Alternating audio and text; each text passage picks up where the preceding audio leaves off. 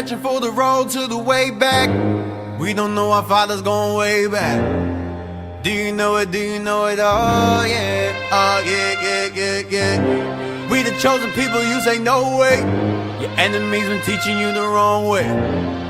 Do you know it? Do you know it? Oh yeah, yeah. It's the simple things in life, like learning all again.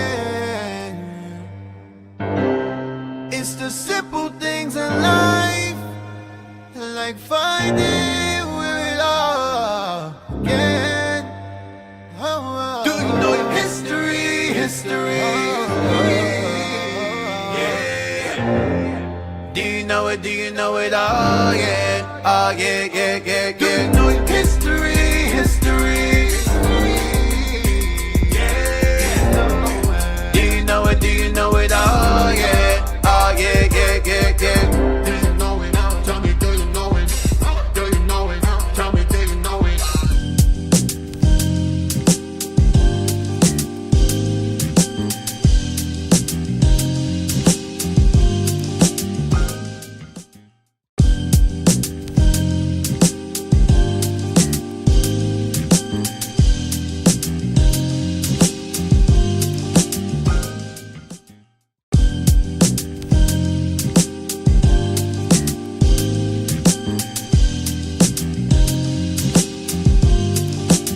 Hey, shalom. We are back. Shalom. We in welcome this to y'all. Welcome to the show. If it's your first time tuning in, welcome to the show. That's right. We got some stuff for y'all. Well, I got to curse people out first before I begin. It's going to be a rant. Righteous rant. I'm bound for Captain Get Alive today. That's going to definitely be the premise of the show. Dick, can we introduce the show, sir? I know you. It's been a while, so I'm introduced Captain LaCroix, who's ever here. Captain LaCroix, shout out to Cap. Who's an introduction that we never ever see him. Shout out to Captain Jerome, who's never here either. Captain, if you watching, shout out to you, Cap, who we never see. He's Captain LaCroix made it today. At least he made it. That wasn't what I was talking about, dude. I was going to say the jingle. We are now tuned into. No, right now, man. Listen, Captain LaCroix, all praise the Lord, he finally made it here. Captain Jerome. Oh, yeah. You are now tuned into our Hidden History Radio Show. All right, what was that? Get back to Captain LaCroix again. Look, Captain LaCroix, in the introduction, hardly even here. And Captain Jerome, man, shout out to you, man. Cap take a leave of absence every month. He be calling out week. sick. He calls sick every week. He on sick leave every year. My dog be eating my homework. Damn. No praises, man. We got special guests, man. We got Officer Ephraim, man. We got Officer Ephraim, man. That's right. Get paso, Mighty tribe of Ephraim. Yeah, man. No praises, Most High God. So we got a full cast today. We got Shatiel right here to the left, man. Officer Shatiel. We got Officer Yakin. Captain LaCroix. We got Officer Jez. I'm Deacon Haithan. For those of you who may be new to the show, some of y'all may be put onto the show now because you got stupid ass apologists put me trying to talk about my show and trying to fact check me like they know what they're talking about when they don't know what they're talking about. With the whole 150 views, big mistake. Made them feel special. Doing a two hour commentary on a 10-second clip of the video. You cannot make it up no matter how hard you try. Deke, when he put that video out, he only had 38 views. Yeah, I think it was his aunt and cousins watching. She's just shared it to his family. Good job, baby. You want some hot chocolate while you teach? Yes, Mom. Thanks for being a viewer. So the first thing we're going to do is we're going to address somewhat, you know what I find to be, I was talking to an officer on the way here. I used to say that I hate Islam more than anything, that the doctrine itself, not my brothers in Islam, I love my brothers in Islam, but I hate the ideology itself. I used to have a strong disdain for Islam because of the Arabs who I don't like at all. And Christianity was on second. But no, I realize now that I think that there's the number one candidate for what I hate the most more than anything. And what I hate more than anything is the doctrine is nation salvation. I truly despise it more than anything else. I think that, biblically speaking, like men, you should hang yourself. I'm gonna just be honest with you. I think you should hang yourself when you sit around and you go out of your way to seek out your enemy's condition in hell while you're in his heaven. I don't understand how you can sit around and try to figure out your enemy's condition in hell while you're living in his heaven. I don't understand how that makes any sense to you. And the apologists, the apologetics, they are the safeguards, they are the overseers of the hell that we're in today. And they make it so that we believe that we're comfortable in our cell. That's their job, to make our imprisonment as comfortable as possible and to make us believe that the bars that surround us are non-existent. That's the doctrine of Christianity, to make the slave feel as comfortable and free as he possibly can while he is a slave. That is the premise of Christianity. That is the doctrine. And so I've come to understand that Christianity, well, house Negroes are the worst. The reason why I say all of that is because the apologetics, or the apologists, they should apologize if they're retarded, did a video. I did a video called King Arthur Was Black. Was black, yes. And King Arthur is based upon historical figures, or a historical figure. Now, the brother posed an argument that King Arthur, or the sites that the sources I cited from, are argued. Now, that's a brother weeks ago had said that he had argued with somebody way back, and that the person told him that the books that he cited from, that I cited from, are pseudo. They're false. They're not legitimate, and you can't use them because modern scholarship comes behind older scholarship and refutes older scholarship. Mm-hmm. Now, I shared a video with y'all the last time the show was on, where Captain Zakai had a sister on the show who was a scholar, and she gave him advice. She said, the advice I can give you is that whenever you want to research history, she said, you must go into the oldest books. Why? Because old books are not filtered, and they're not whitewashed. They're very raw and honest. And those books are written at a time when black people were not able to read, for the most part, or allowed to read, or we were subjugated by that time. But I'll say for the most part, we were subjugated during the time these books were being published. Or we were ruling, and we had access to them, one or the other. But then by the time these books became public and enslavement and also segregation. We allowed these books. You had black books in black libraries, and white books in white libraries, and black folks were not allowed into these libraries. So now that black people have given the liberty to read now, and are given the liberty to enter into these and to learn to become what we all are up here is called antiquarian. Antiquarian is a person that studies antiques. Antiquarian. When you study old books and you research old books, you're an antiquarian. And when you are an antiquarian, you learn what is called esotericism, where you learn things that most don't. Antiquarian means relating to or dealing in antiques or rare books. A person who studies or collects antiques or antiquities. That is what I do up here. That's what we do up here. So books of antiquity tend to be more accurate or more genuine because they're more closer to that time than now. So why am I saying all of this? Because when you examine the books that I've presented about Chief Arthur and the people that he derives from, they say, well, King Arthur's not real. The book he used, The Life of King Arthur, this book is a book of arguments. So you have scholars going back and forth about the historicity or the genuineness or authenticity of King Arthur and so on and so forth. I didn't present the book for that reason.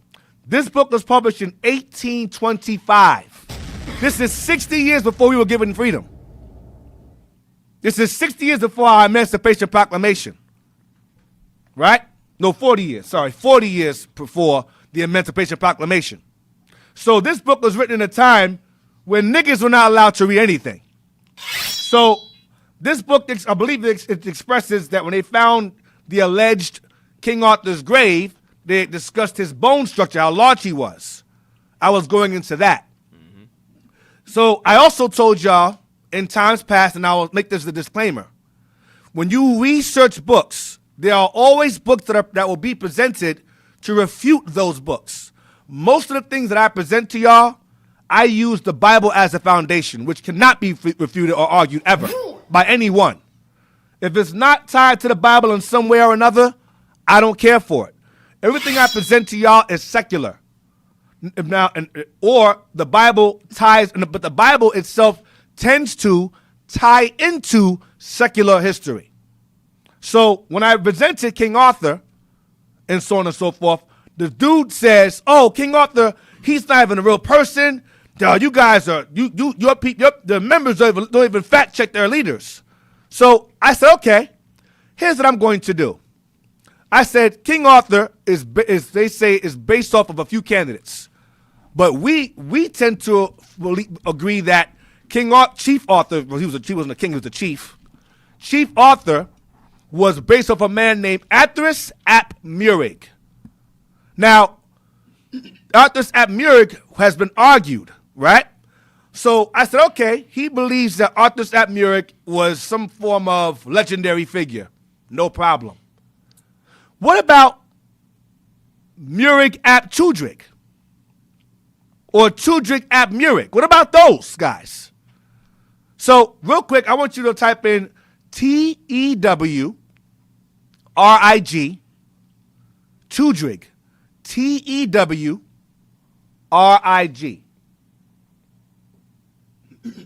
I want Ab Murig, Ap, Meurig. App, nope. I don't use this now. These spells are crazy. It's right here. So look, Meurig. There we go. Yes, so just put those words together. Put app in between the Tudrig. Put app in between that. Space app. Then put RIG at the end of that. Nope. MEURIG. Right there, Come on. RIG. Now put it is a real person. Space a real. That's not a real word. Not a real. Yes. Read that, please. Tudrig ap Tethfalt, often called simply Tudrig, was a king in Wales a very long time ago. He was a king in Wales. Now, if you type in, according to modern scholars, they'll agree that this is an actual king of Gwent, an actual figure. These were Silures, the black inhabitants of Britain. These were inhabitants that inhabited Britain, and I went into how the Israelites went there, and they were Israelites. They were Carthaginians or Phoenicians, and they became Silures. Later on becoming Britannic Celts. There's a Silures title eventually faded into history, but they became Britannic Celts. So the Silures name fell, but the descendants of the people became Britannic Celts. So this was a king of Britain. Read again.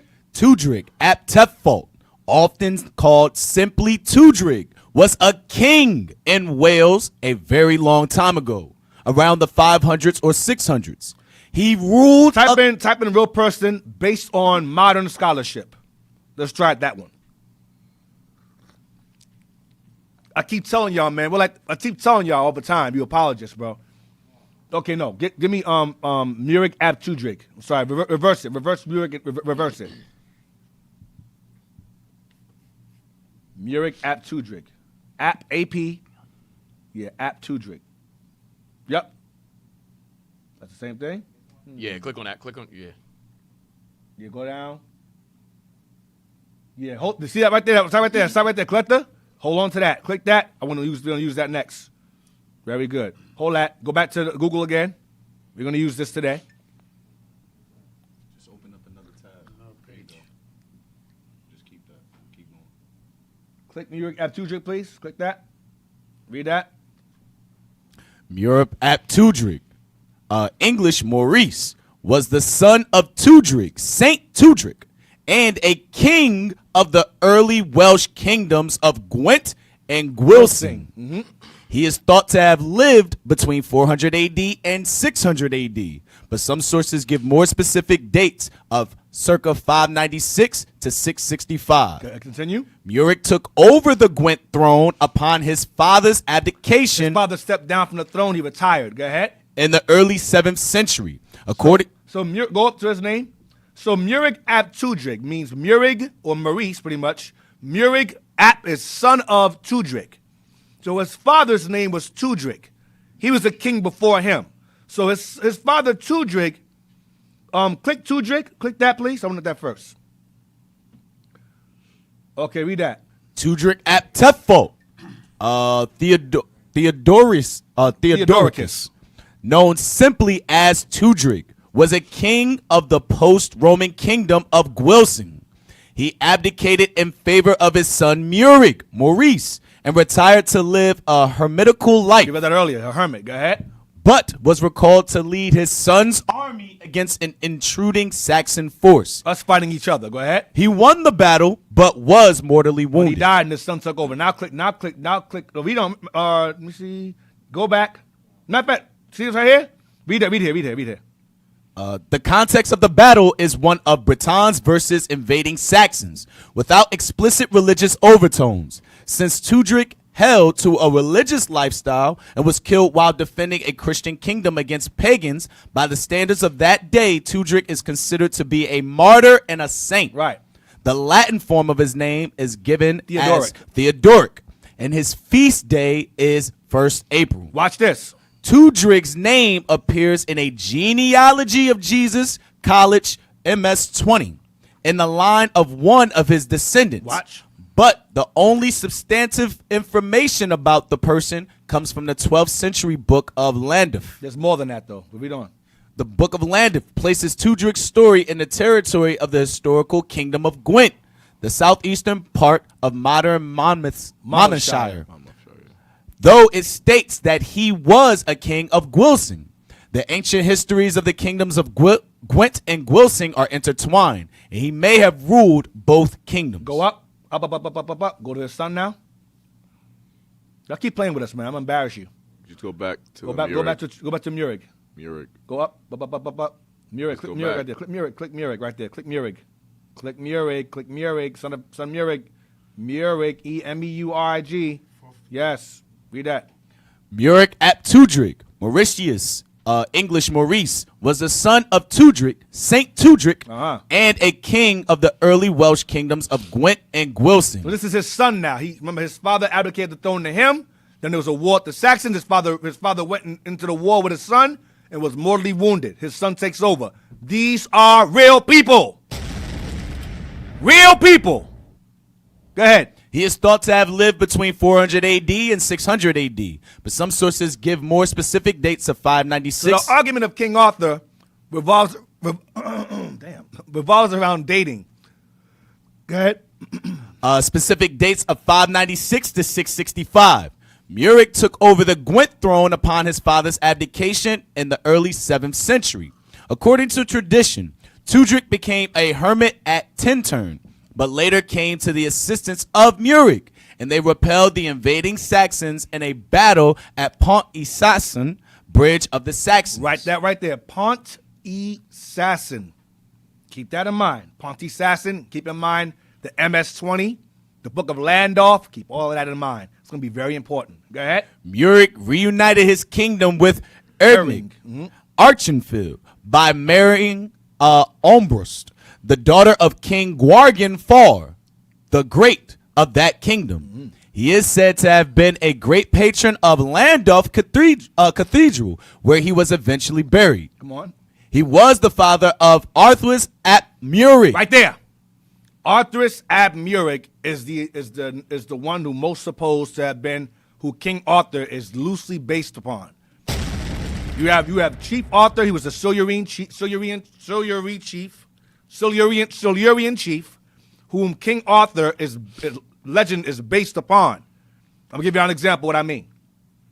Some of you who are I'm not older, but when I was younger, my grandfather watched a show called Lone Ranger. The white dude riding around the horse, and he had a little Indian Gadite partner named Tonto, and they ride around, and his name was he had a white mask on. His name was the Lone Ranger. This guy here. Now, this guy here is based. Now, this is a white guy, obviously, and the romanticized King Arthur is also a white guy.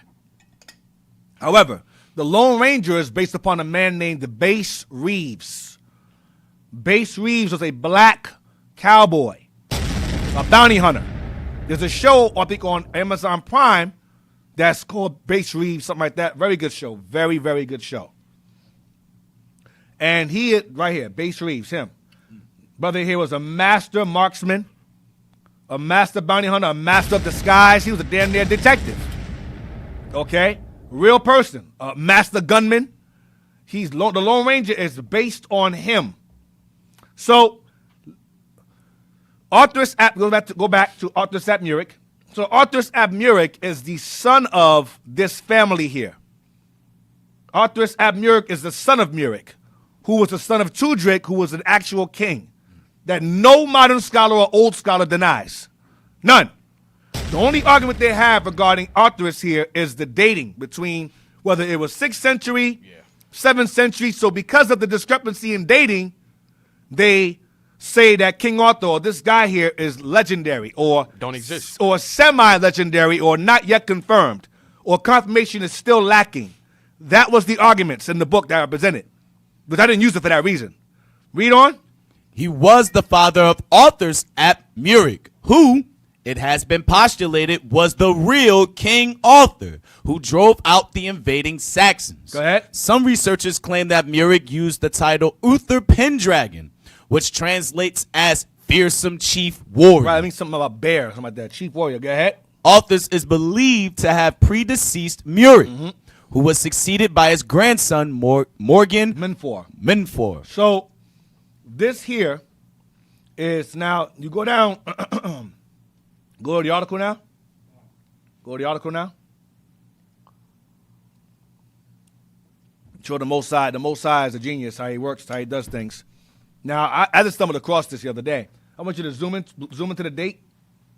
Go down to the published when? 25. July. Look at the date here. July 10th, 2025. July 10th, 2025. That's recent. That's this year. Yeah, modern. Modern, right? Modern scholars. Read that. Summary. Arthurs of Gwent was a powerful Welsh prince ruling over much of southeast Wales and parts of England. 18th century scholars propose Arthurs as the inspiration for King Arthur due to geography, name, similarity, and a disputed 6th century date. A disputed 6th century date is all the issues regarding around King Arthur's legitimacy, him actually being a real person, is semi-legendary, revolving around him. Go ahead. But the kings that produced the man that King Arthur is based on were real kings that no scholar argues. These were Silurians or Britannic Celts, but their ancient name was Silurians, and before that, Carthaginians, and before that, Israelites. Read on. The theory fell out of favor due to chronological issues and a lack of evidence for authors being associated with Arthur-like deeds. Right, because there's some stories are legendary in terms of the battles, things of that nature. Go ahead. Recent archaeology and reevaluated chronology. Read it again. Recent what? Recent archaeology. Recent archaeology. And reevaluated chronologies. And reevaluated chronology, because the argument regarding King Arthur, it was arguments of dating. Go ahead. Might support authors as a 6th century candidate for the real King Arthur again. As opposed to the 7th century. They were saying that Arthurus existed around the 7th century and the supposed King Arthur around the 6th, so they can't be one and the same person. So therefore, it's not confirmed. They leave it alone. But no one argues Tudrik ab Murik or Murib ab Tudrik. No one argues those kings. They existed. So if the father, if the progenitor existed, the progeny did too. Go ahead. The search for the real King Arthur has occupied historians for centuries. Often, arguments center on the idea that a real historical person was the inspiration for the legendary king.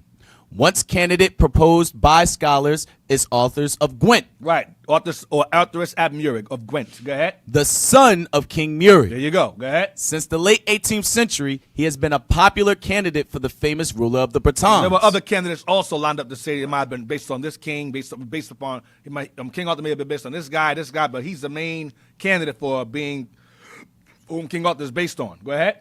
But this theory fell out of favor in the early 20th century. Go ahead. What is the evidence that Arthur could have been the real historical figure who inspired King Arthur? Why did the theory fall out of favor? And does the new archaeological evidence bring him back into the running? Who was Arthur of Gwent?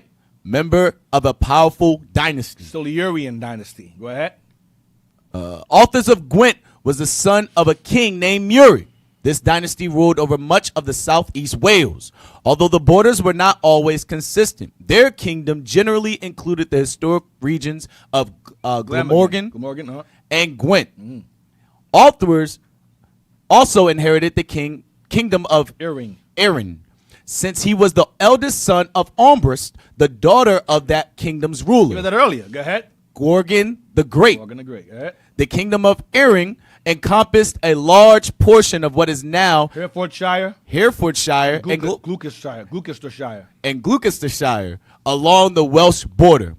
Thus, Arthur's was the heir to a large kingdom covering the entire southeast corner of Wales and some of what is now England. Go ahead. Arthur's father, Murik, was the son of Tudrik, Real people. Go ahead. a famous, powerful king and religious figure. He is remembered in Catholic tradition as a saint. The members of this dynasty feature prominently in an important document called the Book of Landolf. Mentioned earlier, the Book of Landolf. Go ahead. This is a record of various grants of land from the kings of southeast Wales to the church. Correct. So this is a record book of kings and their possessions of lands. The Book of Landolf. Go ahead. Who suggested that Arthur's No one argues Book of Landolf. Go ahead. was the real King Arthur. For a long time, Arthur was an extremely popular candidate for the real King Arthur among scholars who studied southeast Wales. Yep. Go ahead. Among who? Among scholars who studied southeast Wales. Right. Go ahead. The proposal first appeared in 1747. What year? In 1747. And the books we have are not too far from that. 1825 is right after that. That's why old books are the best books to get. These modern scholars, let me tell you what's happening. Modern scholars' job, when you research modern scholars, I'm going to show y'all a book. We have a book I'm going to show y'all eventually when we get to it, where it talks about blacks being rulers over England and Europe. Black folks are not allowed to read in 1747. Black folks weren't allowed to read in 1825. We were slaves. So now that black folks have been given liberty and freedom to read these books, modern scholars have to come behind themselves and clean up all of that information they brought out back in the past. Because those are white, I call it, as a joke, I call it white eyes only. The books that we have now were not meant for us to have. Right. So now they gotta come and go, nope, that's wrong. Nope, that's the wrong date. Nope, that's a myth. He was wrong. He's an idiot. Nope, that scholar wasn't. But the scholars that wrote the books were closer to that time than we are now. They were around at the time. They were closer. This is the 1700s. They were closer to that time than now.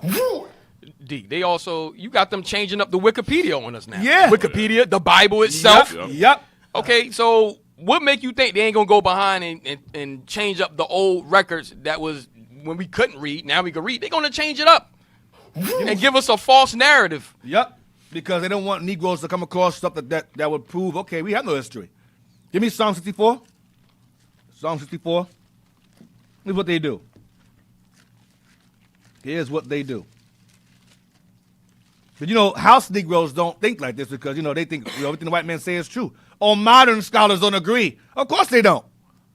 Because they're going to come behind this, they're going to come behind themselves and do damage control. Modern scholars are professional damage control cleaners. That's what they do.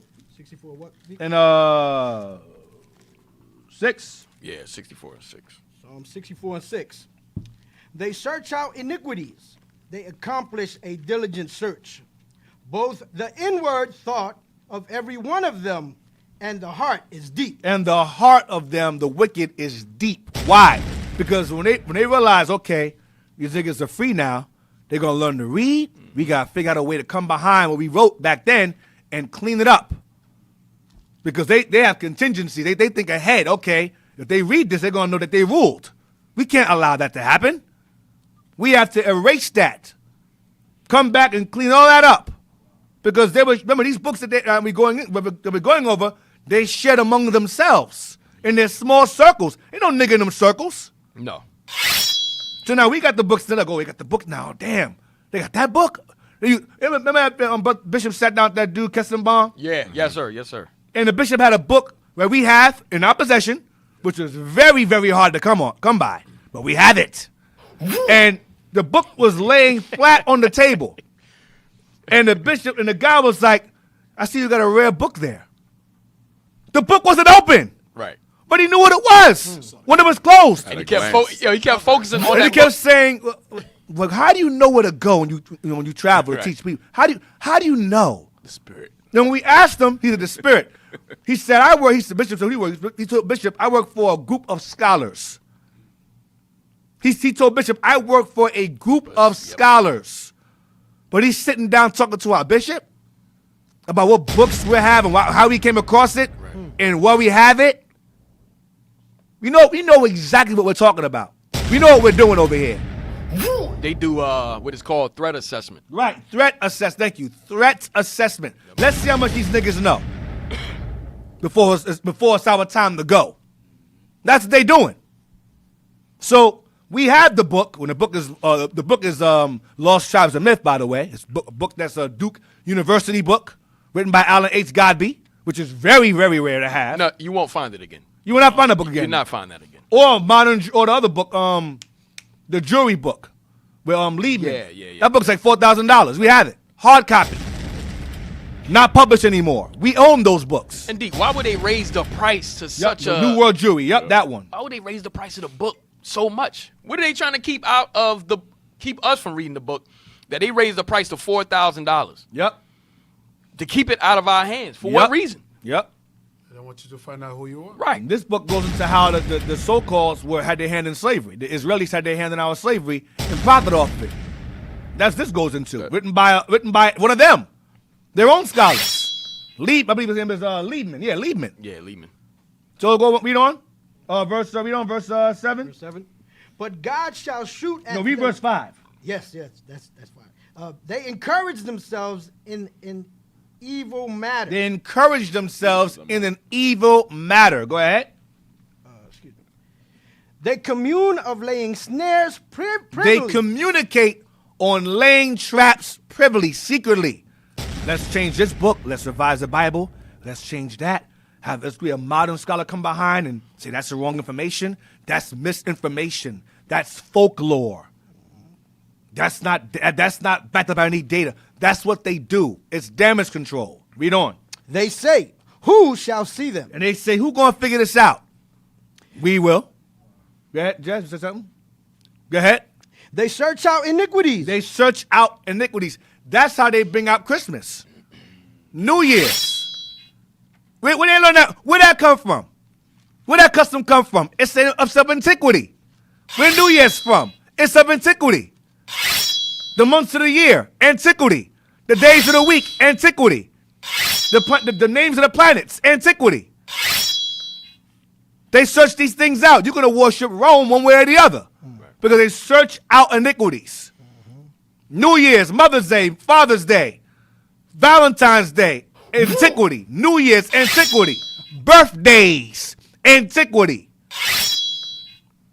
It's antiquity. They search it out and they incorporate it into their system. And you stupid ass niggas will go behind and you celebrate it. Read on. They accomplish a diligent search. Both the inward thought of every one of them and the heart is deep. Because they think 10 steps ahead. Yeah, man. Contingency plan A, contingency plan B, C, D, E, F. So if A fails, they got B in place. If C fails, they got D in place. Niggas can't think past tomorrow. So I don't expect you stupid black apologists to think that far ahead. You're not in that level. We are, though. Right. We know what they're doing. We know what they've done. Now, let's go back to the article now. For a long time, Arthur was an extremely popular candidate for the real King Arthur among scholars who studied Southeast Wales. The proposal first appeared in 1747 in Thomas Cart's A General History of England. I own this book now, by the way. It's by Thomas Cart, General History. He was a scholar of that time back then. Modern scholars say, oh, you shouldn't use him for authoritative history, but he is a good source. Well, which one is it? Right. Which one is it? Is he a good source? He's not. They play games. They play games. The Jedi mind trick. Yeah, it's a good book. It's not a good book. What? That's how Esau talks. Contingency talk. Go ahead. Cart and other scholars argued that Arthur's was a good geographical fit, as the region he ruled aligns well with the geographical settings for Arthur. Come on. For example, Geoffrey of Monmouth, in his Historia Regum Britanniae, placed Arthur's court at Caerleon upon Usk in Gwent. Go ahead. While Watch this. Go ahead. The screen went out here. I got it. While modern scholarship generally places Arthurus in the 7th century. While modern scholarship places Arthur in the 7th century. Go ahead. While modern scholarship generally places Arthur's in the 7th century, a century after the traditional Arthurian period. Which is the 6th century. That's where the argument comes in regarding whether he was real, not real, whether King Arthur is based upon Arthurus himself, but because King Arthur existed in the 6th century and Arthurus in the 7th, they say it can't be him. That was the argument. So King Arthur became legendary. Now, of course, they did romanticize King Arthur with Lancelot and the Round Table and the sword Excalibur. That's romanticized, yes, and all that other stuff. But he's based upon real figures. That's the point.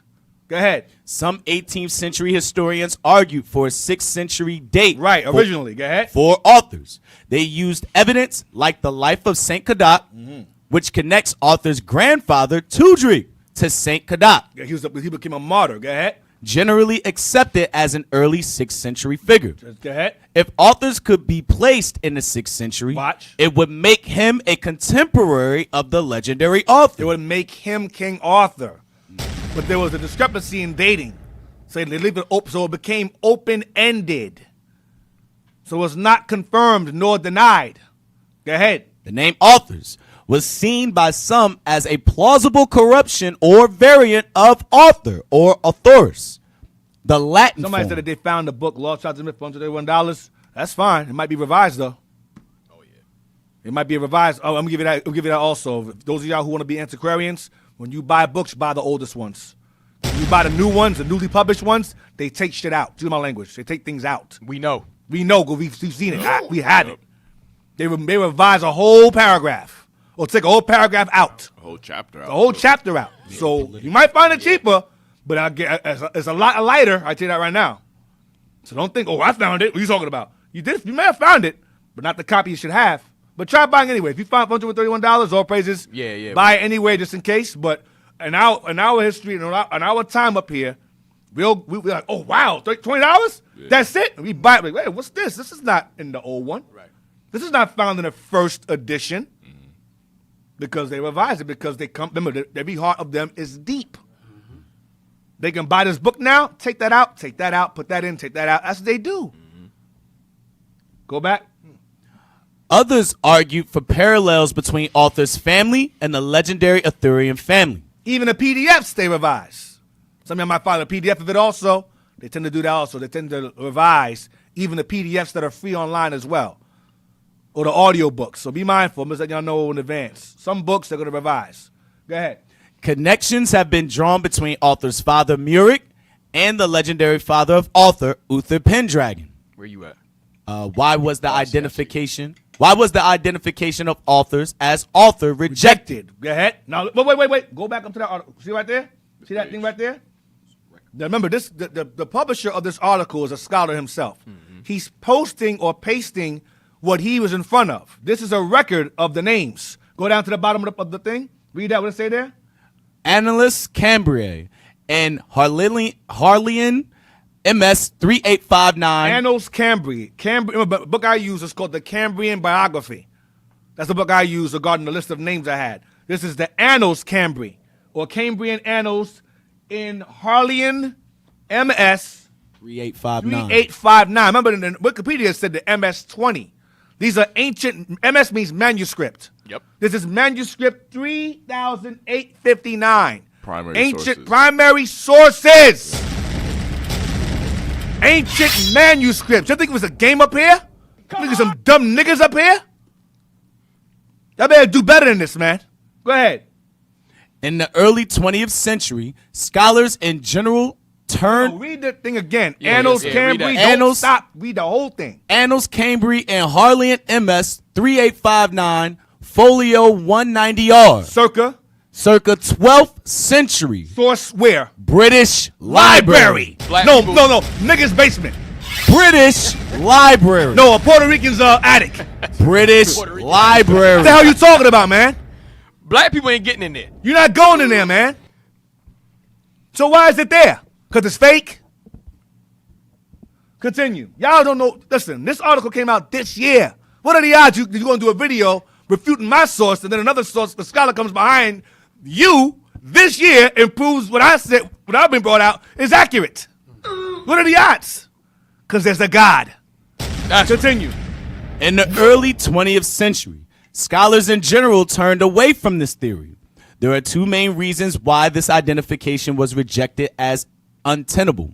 Firstly, while the name authors is obviously quite dissimilar to the name author, scholars have argued that it actually comes from the name Antris That's the argument. It's Antris. Go ahead. and should not be considered a substitute for author. Right, that's the argument they had. Go ahead. A more significant objection to this theory about the real king author is to do with chronology. The dating was the argument. Go ahead. Although various earlier historians place authors in the 6th century, Go ahead. it came to be more widely accepted that he lived in the 7th century, specifically 605 to 655 CE. That's the argument. Go ahead. Based on firmer dates for his known descendants. Specifically, the evidence comes from the Annals Cambry, a chronicle from the 10th century that records the death of Frenfel, son of Ithel, in 775.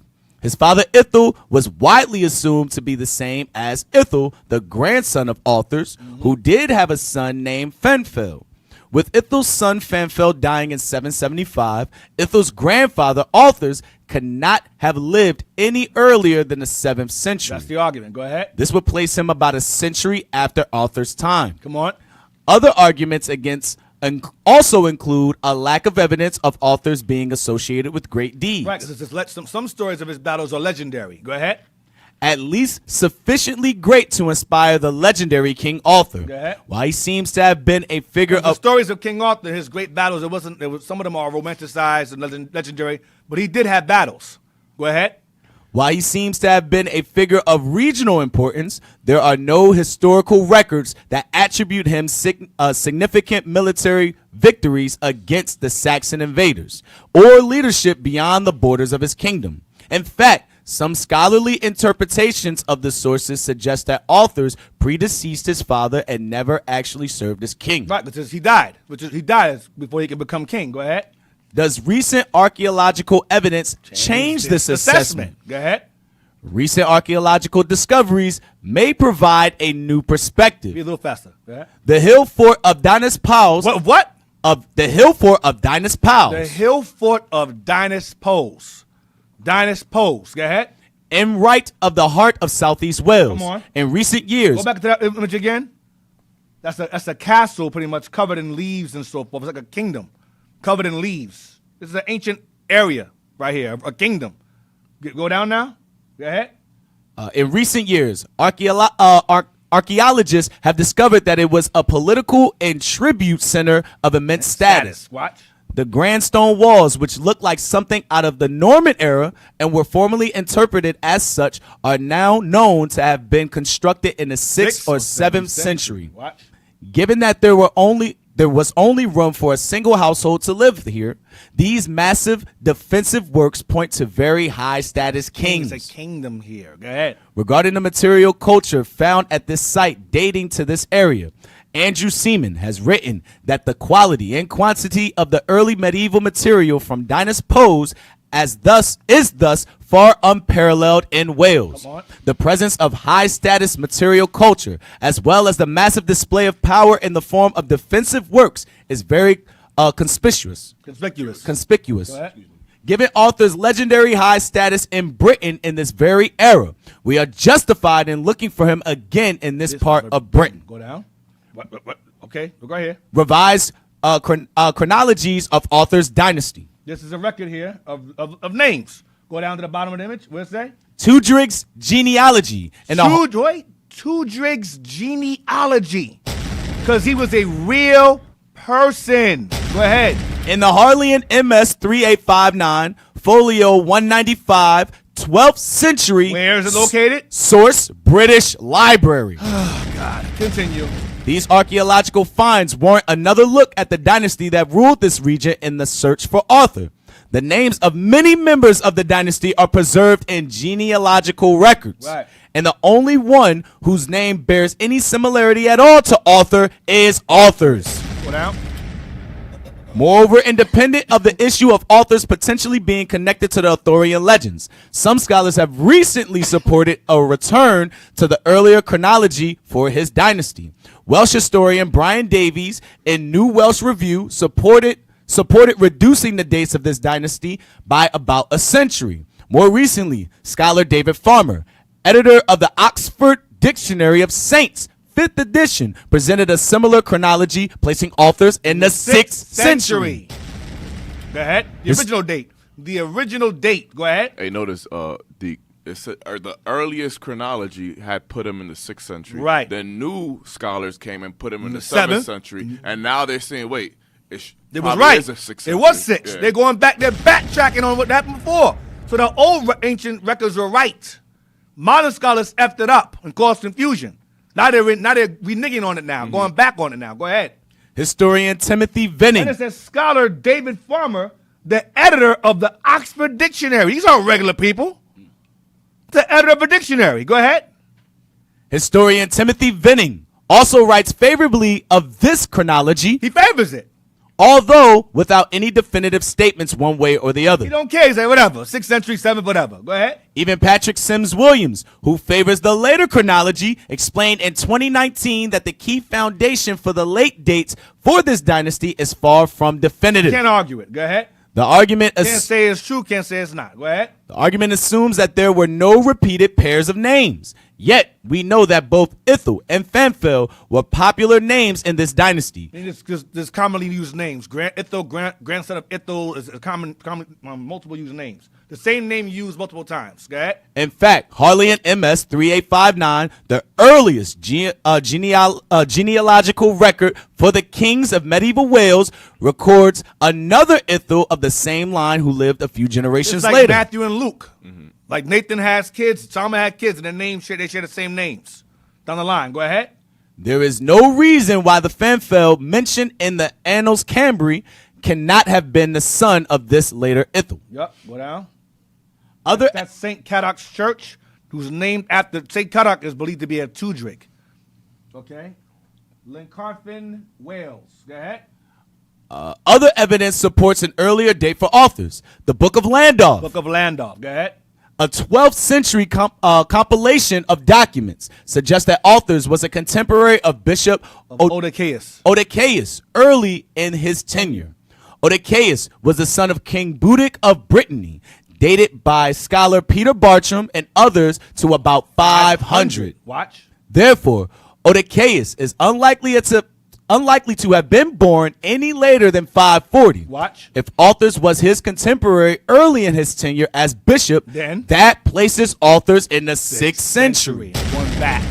Go ahead. Even more explicit evidence is the fact that the Book of Landolph presents authors as a king giving grants of land in the presence of clergy who were disciples of Bishop He was a Dupricius. king because a prince could be a co-regent king. He could be a co-regent. I mean, his father's a main king. He could be a secondary king. And so his father dies. So he was a prince. Prince, king, same thing. Tomato, tomato. Go ahead. Since Dupricius was born in about 465, this would likewise... But most agree that he wasn't king because he died before his father. Go ahead. Since Dupricius was born in about 465, this would likewise place authors in the 6th century. The life of Saint Cadoc, dating to a few decades before the Book of Landolph, identifies author's grandfather Tudrig with Cadoc's great-great-grandfather Tudrig. Yeah. Since Cadoc was definitely born in the early 6th century, as all scholars acknowledge, All of them acknowledge. Go ahead. this would definitely place authors in the 6th century. Keep saying it again and again. Because Arthurus is who King Arthur is based on. Go ahead. These pieces of evidence Legendary or not, he's based upon this person. And these are black people. That was my whole premise. These were black people ruling England. That was the whole point. That was the whole point. I'm leading into King James being a black king. But prior to him, these were black people. So whether King Arthur was real or fake, he's based upon real figures that were real. Historically documented in real life. So I don't give a shit if he was legendary or not. He's based upon real people. Dumbass. Bring it out. Go ahead. These pieces of evidence and more have traditionally been dismissed as mistakes in the records. However, this interpretation of the evidence has been determined by the accepted chronology. This opens the possibility that authors lived when it was believed that King Arthur was active. There you go. I mean, they're the same person. We don't go this. That's when here almost done. Could the name authors be Before the break. Go ahead. Read that here. could the name authors be related to the name author? Right. That's the next argument. Read that. Wait. My bottom part. What I say? Book of Landolph. What book is this? Book of Landolph. He's took just a picture of it. Book of Land. This book is a record book of names. Yep. Book of Landolph with a damn golden image on it. A golden image etched in a damn book. Read that. 12th century Landolph, Wales. Source: National Library of Wales. National Library of Wales. Go ahead. What about the criticism that the name authors is related to the name Antris and not author? So they argue about his name, whether it's Antris, but Antris is, he argued to say it's not, Antris is basically a Latinized form of Arthur. It's the same name. I'm going to cut through this. There's a lot of reading. So basically, based on this article, Arthurus is the main and most likely candidate from whom which King Arthur is based upon. Whether legendary or not, King Arthur is based upon this family here. Tudrig ab Murig, Murig ab Tudrig, and Arthurus ab Murig. Silurians, or Britannic Celts that reigned and ruled over England for centuries. Right. Black rulers. That is the point. Come on. I don't care. So whether you want to argue King Arthur wasn't real, no problem. The men that he's based on, were they real?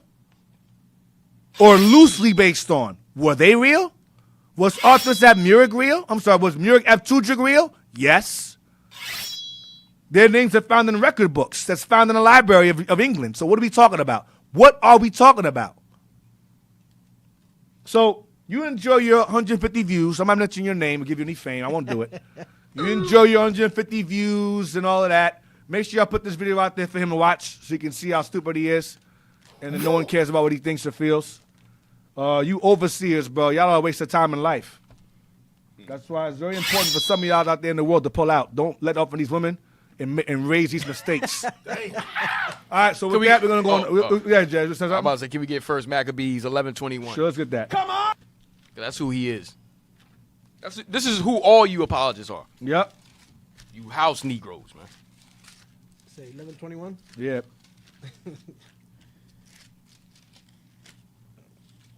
First Maccabees. 11. Speaking of Mike. Sorry, my bad. You'll get Then used to it. certain- You'll get used to it, man. Yes, sir. All right.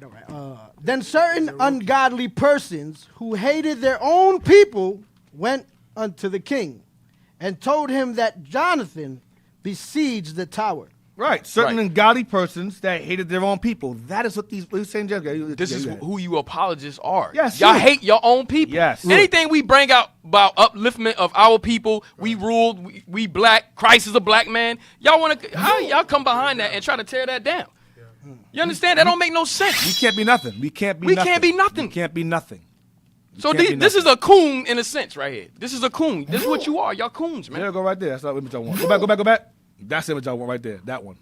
Yeah, for the war. That's what I want. That's what I want. Yeah. That's what I want. That's the one I'm talking about. Yep. That's the one. We got to use that image. That's what I want. Y'all go run back to Master and say, yo, we got to switch it up, Master. They saying we black. They saying we rule. Yep. I don't believe that. Yep. That goes back to the beginning, Deke, when you said how they comfortable in their slavery. That's Yeah, what it is. they're comfortable. They're comfortable in keeping all the doors guarded. That's their job. They're the overseers. So we're gonna go on a quick break, and we'll be right back so I can curse them out some more. But now I'm gonna focus on the topic now. Text us at 267 regarding questions on the topic. 267-702-6121. That's 267-702-6121. You can also Zoom call in as well regarding any questions you have on the topic. We haven't started the topic yet, to be honest. I was ranting and grailing at this point, but those are we going to get into the topic. So hope you guys enjoyed so far. Don't forget to donate. Donate to the QR code you see in the corner of the screen. We appreciate your donations and willful contributions. So Shalom, we'll be right back after this break. Stay tuned with us. You were given labels: Black, Hispanic, Native American, Indian. But what if those labels were designed to hide a deeper truth? A truth of a people scattered by ship, by force, by conquest, by prophecy. They are not just in one land, they are in every land. In the four corners of the world, just as the scriptures foretold. From the ancient lands to the farthest shores, Africa, Europe, India, the Middle East, the Americas, the Caribbean, they are there. The diaspora is complete, and the awakening has begun. It's time to learn who you really are.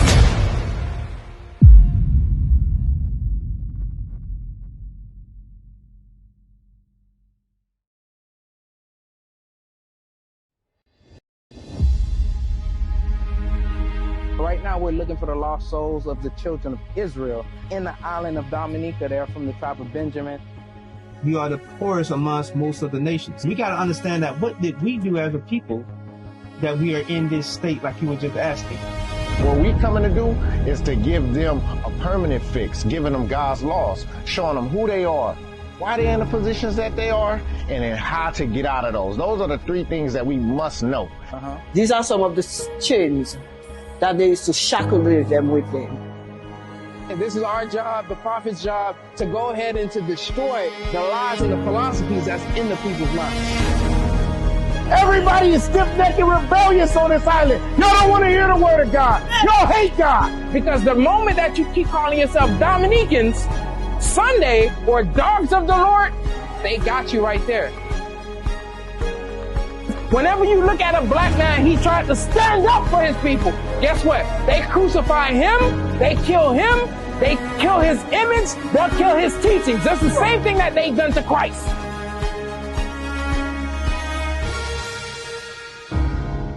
Hey, Shalom, Most High in Christ. Bless Israel. We're back again from the Pacific Islands to Angola, Africa, to Ecuador. We are now in, take a look, Salvador. We are in Brazil. We are in Brazil for the first time, touching down Bacon Ground. All praises to the Most High for paving a way for us to get out here. Shout out to the Booster Club as usual, but we've come straight from Luanda, Angola. We're in Salvador at the moment, which is a key hub, a key port for enslaved Israelites that came from the west coast, the southern western coast of Africa, all the way to the Americas. You understand? So we're here, we're going to be here for a good few days, we're going to bring out the truth, we're going to wake up the people as we do. É que o vosso nome bíblico é a ser da cor com a Bíblia, porque não vais encontrar o brasileiro, não vais encontrar um baiano na Bíblia, ou baiana. O vosso nome bíblico é a ser.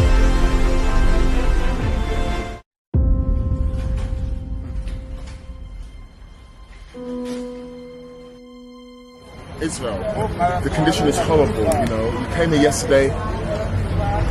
They're sleeping in the bushes, on the grass, in the fields. You understand? It's young children. Pan the camera on them. Real quick, just real quick. You see the children there? This is where they live. This is where they sleep. You understand? This is where they live. This is where they sleep. And, you know, it hurts our spirit to see the condition of our people. All right, so let's walk. We're going to show you a bit more. Over here is a church. This building right here is, you got the building? Yeah. It's a church. Over there, pan it over there, that building right over there, that's another church, Catholic church. These are 2 Catholic churches there. They don't do nothing for our people. So we've got a few items that we're going to bring to them.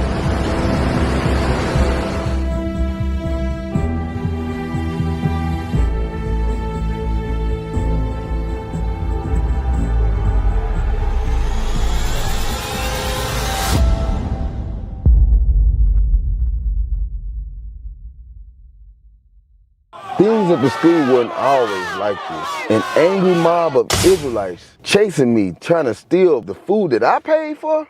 Let me take you back to where it all started. Tonight begins the largest fundraiser since the Land Blitz. Every school at IUIC will be competing to sell the most plates. If the food is fire, buy 3 plates, buy 4 plates. Numbers don't matter, make it happen. Yeah, I'm gonna spend about 1,000. Wow. I'm gonna get this plate, that plate. Man, we're gonna go up in here and get this food, bro. I don't know who's gonna be cooking, man, but I'm sure I want it. We're gonna get it. Yeah, okay. Hey, Shalom family, I got an announcement.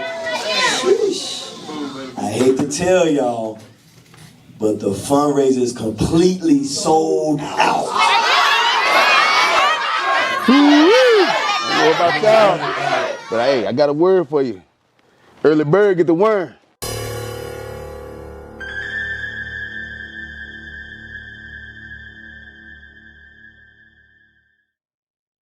Get him! Shalom Israel, Most High in Christ, bless. January 10th, don't forget to pre-order your meal. Give me my plate! Bro, come on, bro. Give me my plate! Wait, bro. Shalom, Mire. Hey, Shalom, girl. Can I talk to you about something? What's up? Well, I know you've been traveling a lot recently, and we're about to have another baby on the way. I was trying to figure out how we could spend more time together. You know what? I've been thinking about it too, man. You're right, but I got something for you. Really? Oh, I can't wait. Yeah, we're going to the Marriage's Honorable event. Wait, who's gonna watch Cielo? Don't worry about it. I'll have my brother do it. Nicole ain't got nothing else to do. He's a single brother. Okay, if you got 3 apples and you take away 2, how many apples you got? Yeah, I don't think this is for me, y'all. I think we should call your sister. Yeah, I'm on it.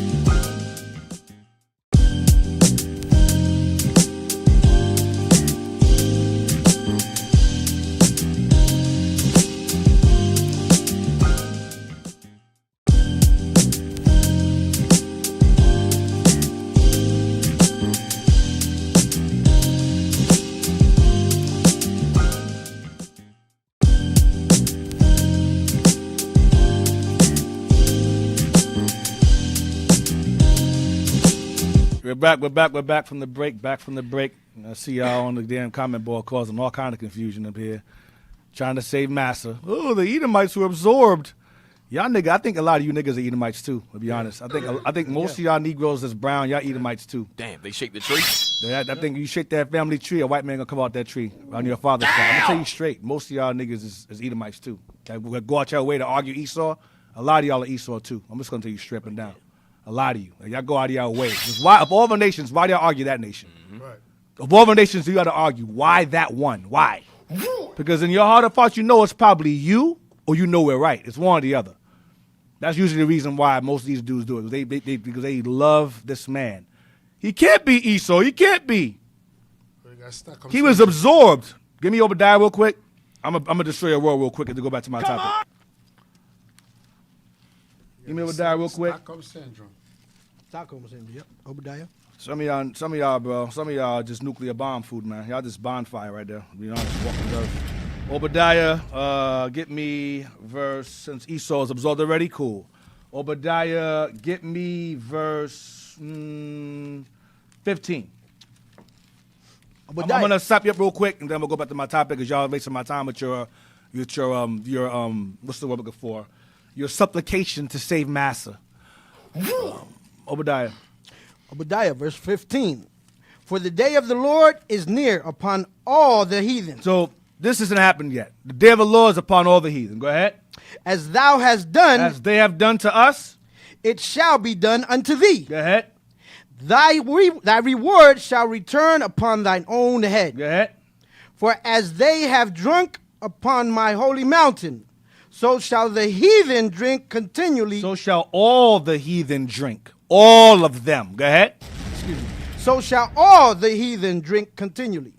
Yea, they shall drink. They shall drink. Go ahead. And they shall swallow down. They're going to swallow that judgment too, the same way we did. Go ahead. And they shall be as though they had not been. And the nation shall be as though they had not been. Did this happen already?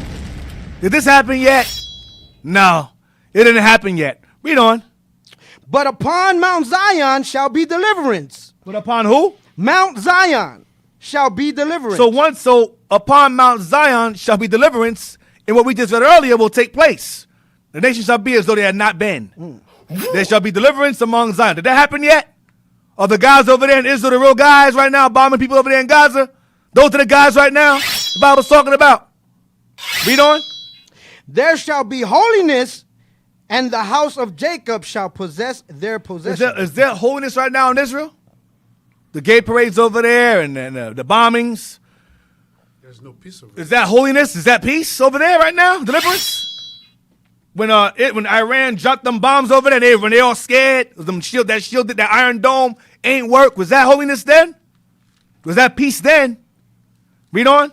And the house of Jacob shall be a fire. No, it says the house of Jacob shall possess their possessions. Why is Israel bombing Gaza?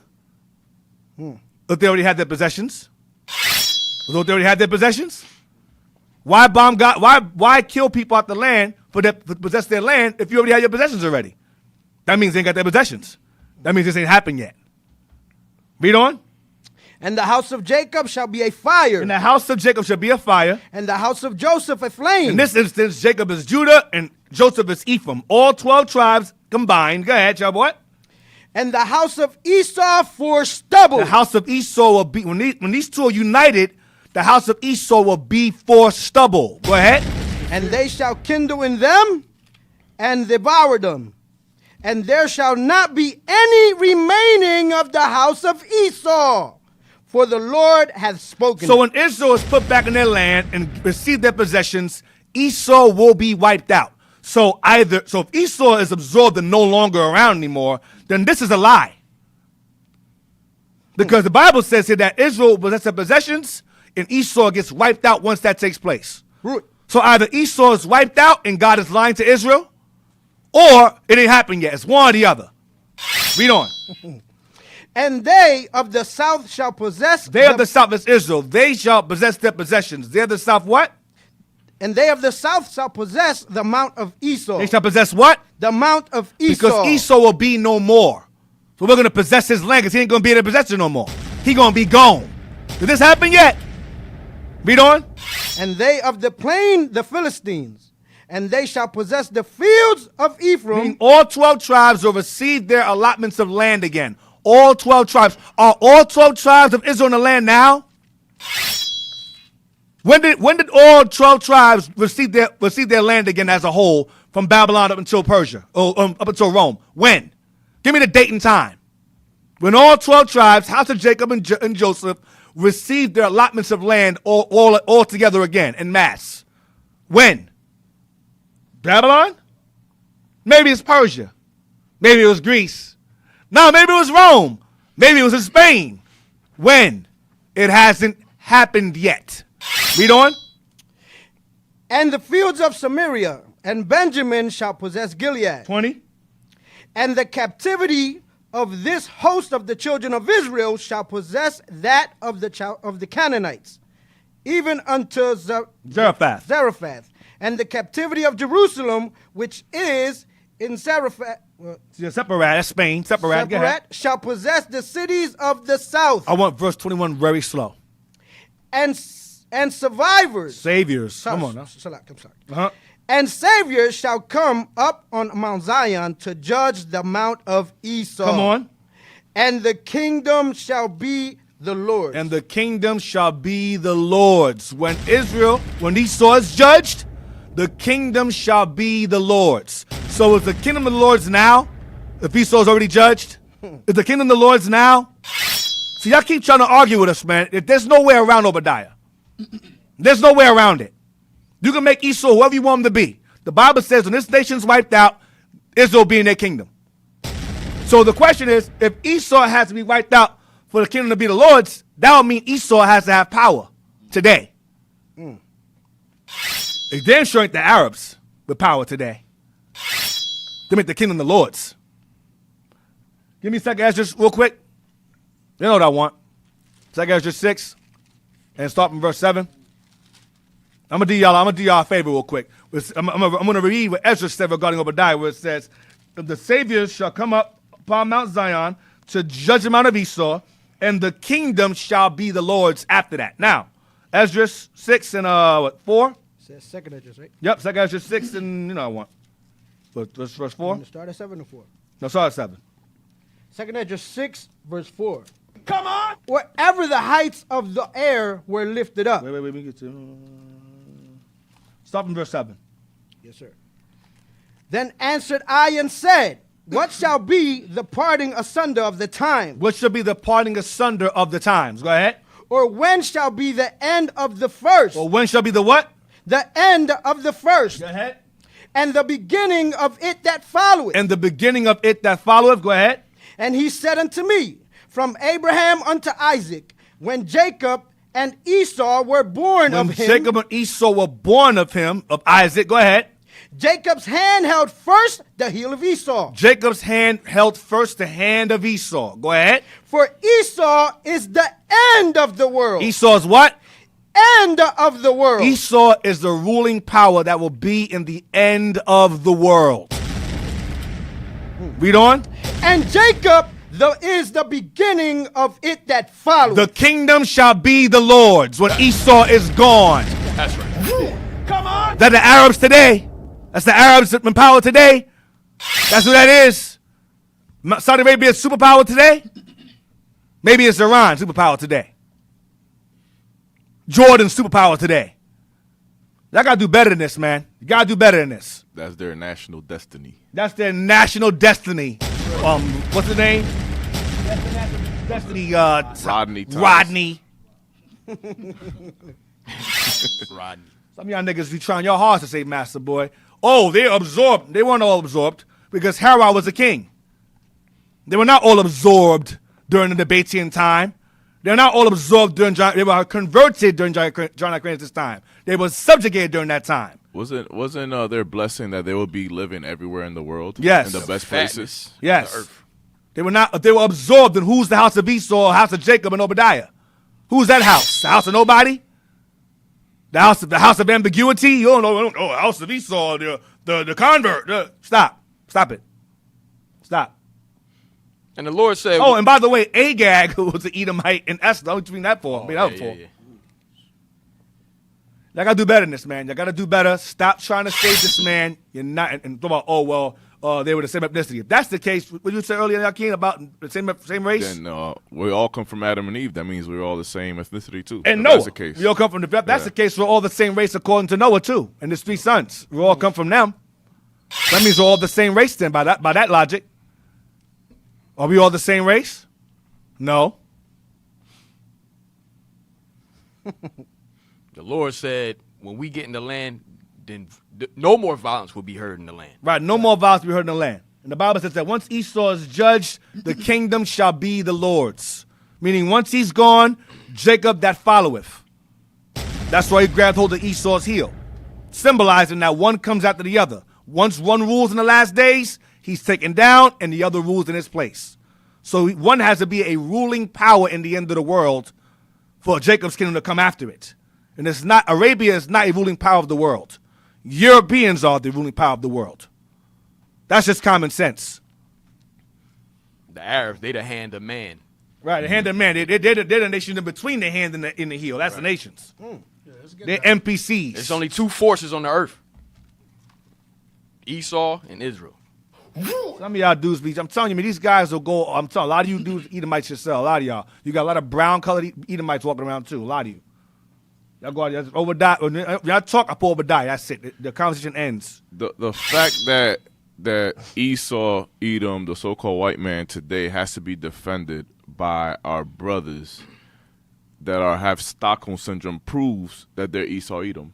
It proves that they're in power. Yep.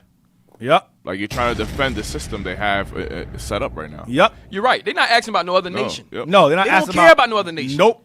They're concerned with Ishmael. They're not concerned with Ishmael. They're not concerned with Ham. They're not concerned with Japheth. They're not concerned with Elam. They're not concerned with Canaan. They're concerned with who Esau is. Why?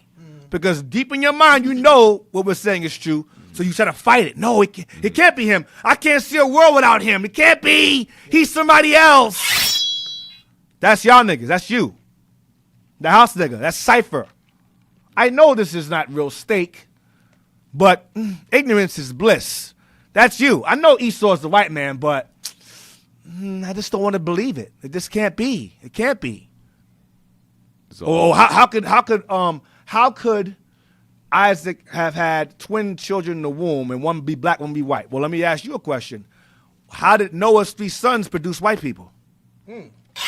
Because Noah's children, his wives, they were all the same race. So where did white folks come from out of Noah's kids if they were all black? Noah was black, and so was his wife. So were his sons and their wives. So where did white folks come from? That would mean that a black couple produced white people back then too? Or before that time? Oh, I know what you're going to do. You're going to use science. Oh, yeah, if you move to a colder climate, you're lighter. Well, if that's the case, why do we got a bunch of dark-ass Native Americans living in the cold and it's still dark over there? If your climate changes your color. Huh? I know. Let that simmer in your spirit. Let that simmer, okay? Now, go ahead, Jess. I'm sorry, man. Yeah, you good. I know we're on this topic. It's all right. I want to beat a dead horse. Can we get wisdom? Oh, you wanted something, Cap. Didn't you want something? Yeah, let's get Verse 10 you wanted, right? Michael 4. Yeah. You wanted verse 10. Yeah, verse 10. No, I don't want verse 10. Let me get verse 3. Verse 3. Like you just read, you said that the kingdom shall be the Lord. Go ahead, read that. And you notice in the comments, they're still saying the color of Esau, as I mentioned.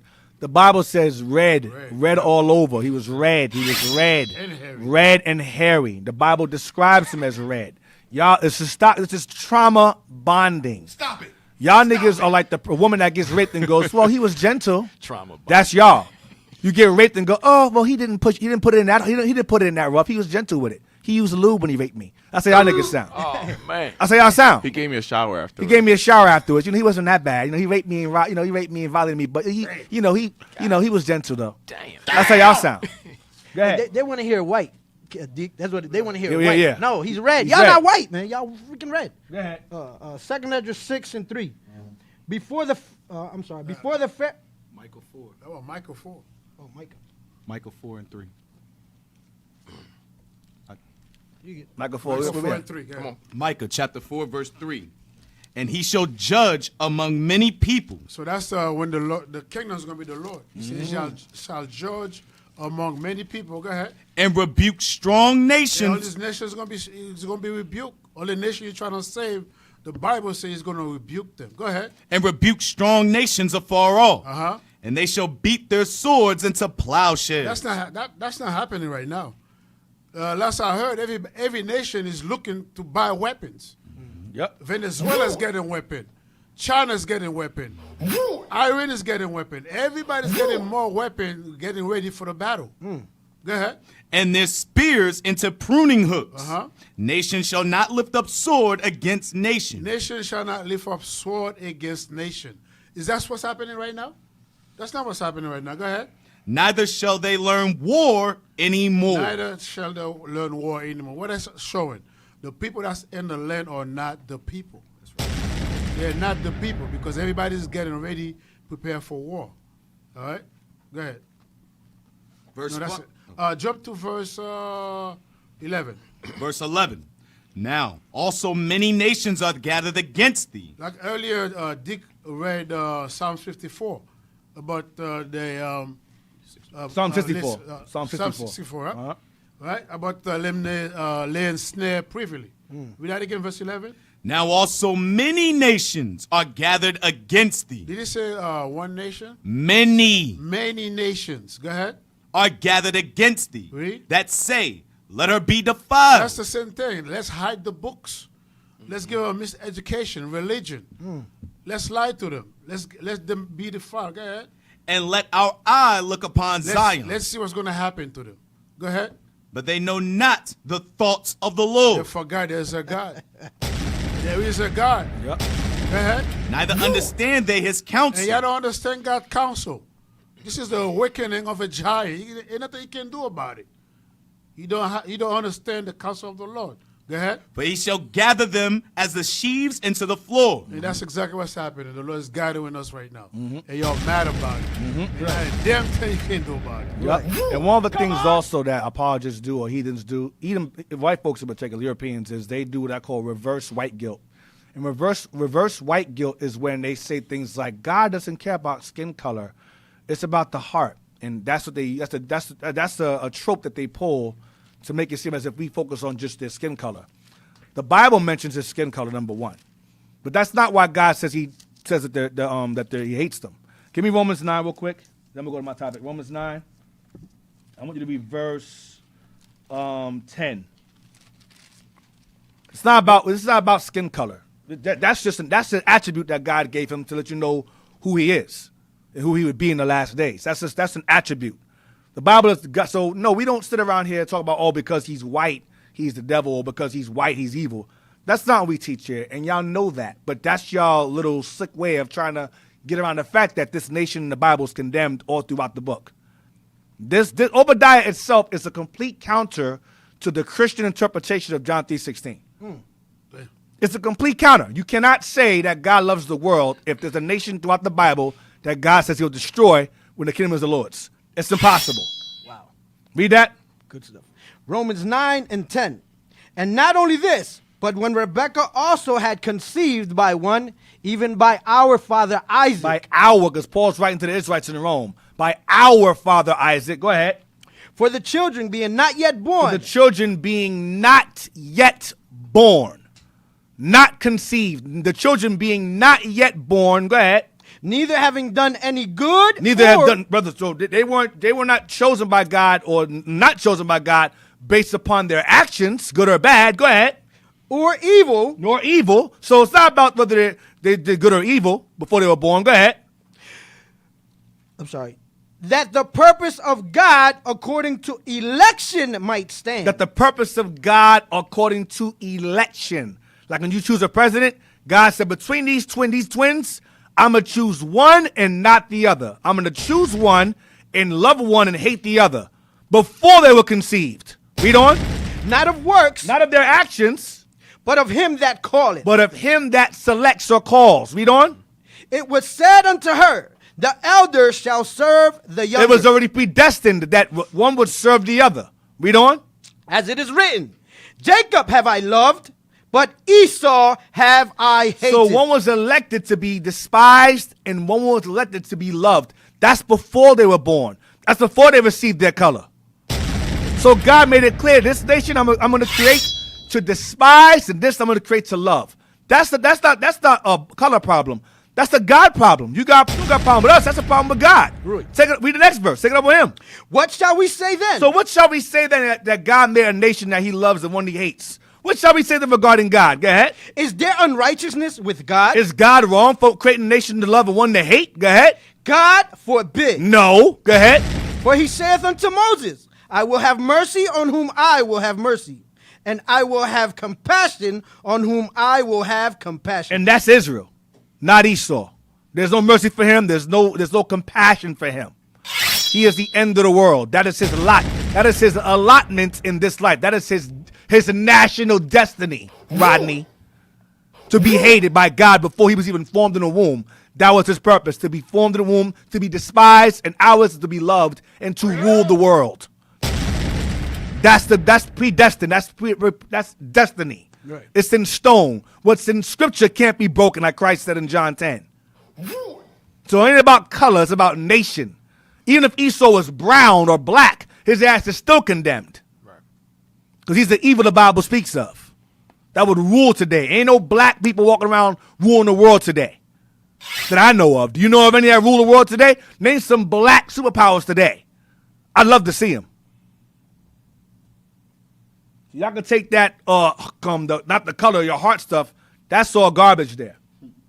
That's nonsense. Now, where we at? Get me Malachi 1. Oh, in the spirit of it. Malachi 1. Let's get there. Damn, that's my first scripture. Malachi 1. Praise. What are the odds? Malachi 1 and 1. Yeah, Paul just quoted. Now we're going to read it. Malachi 1 and 1. Malachi chapter 1, verse 1. It's just meant to be. The burden of the word of the Lord to Israel by Malachi. Yeah. I have loved you, saith the Lord. I have what? I have loved you, saith the Lord. I have loved you, said the Lord. Since when? Before they were formed in the womb. Right. Before they could do any good or evil. God's purpose or election or calling was to love us. Go ahead. Despite skin color. Go ahead.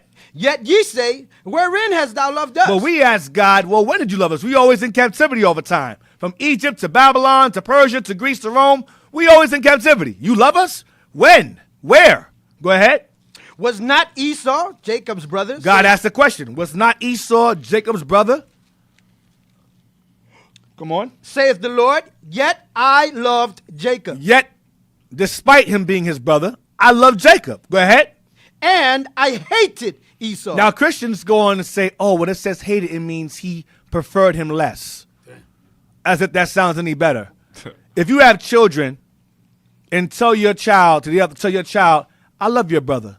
I prefer your brother. I prefer you less than your brother. Does that sound any better? If you tell your child regarding his sibling that you love him, or you love that child less than his sibling, does it sound any better? It's just as bad. That means he didn't choose you. You're not his favorite. He don't like you. Read on. And I hated Esau. Oh, and by the way, hated means hated, by the way. Just so y'all know, hated means hated. Just to get around that BS. Hated means hated. Read on. Come on. And laid his mountains and his heritage waste for the dragons of the wilderness. And I gave him the mountains. Read on. Whereas Edom saith. Edom said when God gave him that freaking desolate wilderness. Go ahead. We are impoverished. We are impoverished. We're in the Caucasus Mountains. We are subjugated. Because remember, so this idiot brought it up. The dragons of the wilderness here, the Arabs had displaced Edom out their land. Most of them out the land. That's the dragons there originally. Then when Edom got displaced out this land here, they migrated further into Europe because remember, it told you that Agag or Haman was a Macedonian or an Agagite. So if Haman was an Agagite that resided in Macedonia, where's Macedonia? Isn't that Greece? So you had an Edomite in Europe. You think he was the only one that was there? No. They moved in that area and subjugated it and took it over. Remember, and became those people. Yeah. During the Neo-Babylonian Empire, they displaced a lot of people. Right. Yep. Esau started moving around. Yes. And all nations did, especially Edom. During Babylon displaced a lot of the nations. and many of them returned to their land. Some of them remained scattered. Some remnants of them remained scattered where they were. Like Elam got pushed out there to the islands over there, Pacific Islands. Japheth went over there. Babylon displaced many nations, and many of them remained where they were displaced, and some returned. Now, read on. What verse is that? 4. Read on. Whereas Edom saith, we are impoverished, but we will return and build the desolate places. We will return. We are impoverished, but we will return and build the desolate places. That is what's known as the Renaissance. The Renaissance. Read on. This saith the Lord of hosts. They shall build. They will build. They will build themselves up. Go ahead. But I will throw down. But I will throw them down. Read on. And they shall call them the border of wickedness. They shall be referred to as the beginning. Border means the beginning and the end. They shall be known as the border of wickedness. Read on. And the people. And not person. The people, the nation, go ahead. Against whom the Lord has indignation forever. Against the Lord has fierce, righteous anger or hatred for forever. No salvation for them at all, none. Indignation is for them forever as a nation, as a whole, despite what color you think they are. They're doomed. Now, give me the book now. Hold on. What book do I want? My page keeps turning. Hold on. I'm on the right page.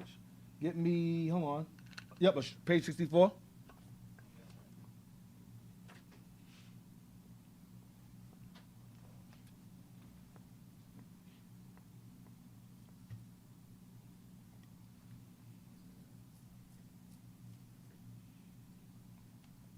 Read that.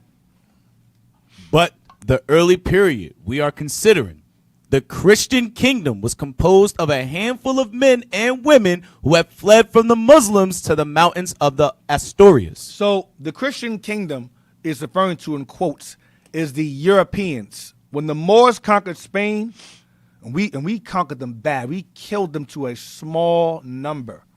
We slaughtered Europeans during Muslim conquest, Moorish conquest, Israelites conquest. So we conquered them and forced them into the mountains of Asturias, where they came out, eventually overthrew us and became the Christian kingdom.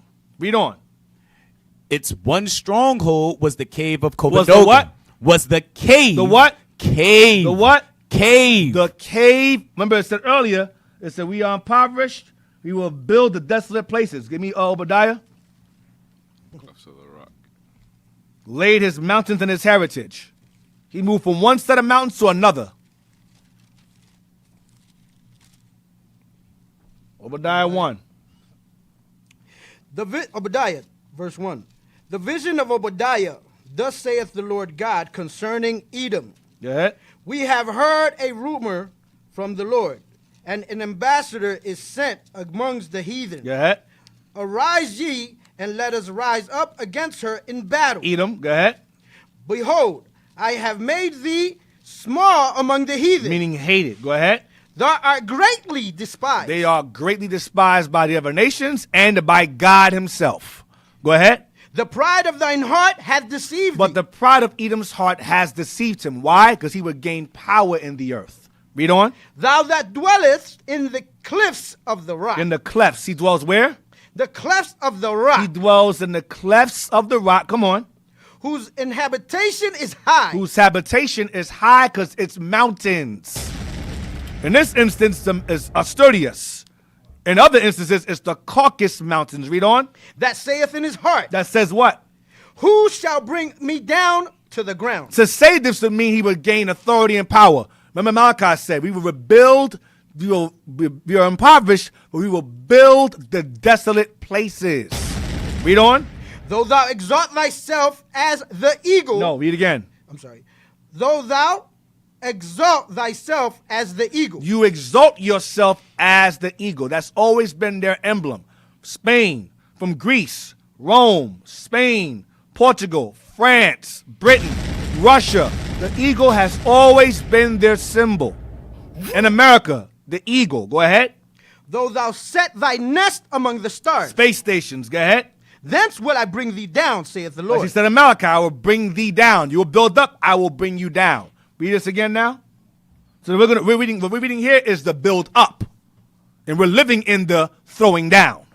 Read that again. But at the early period we are considering, the Christian kingdom was composed of a handful of men and women. The Christian kingdom was composed of a handful of men and women. That we, the Israelites, who were the Moors, under Islamic ideology and Christian ideology, we massacred Edom.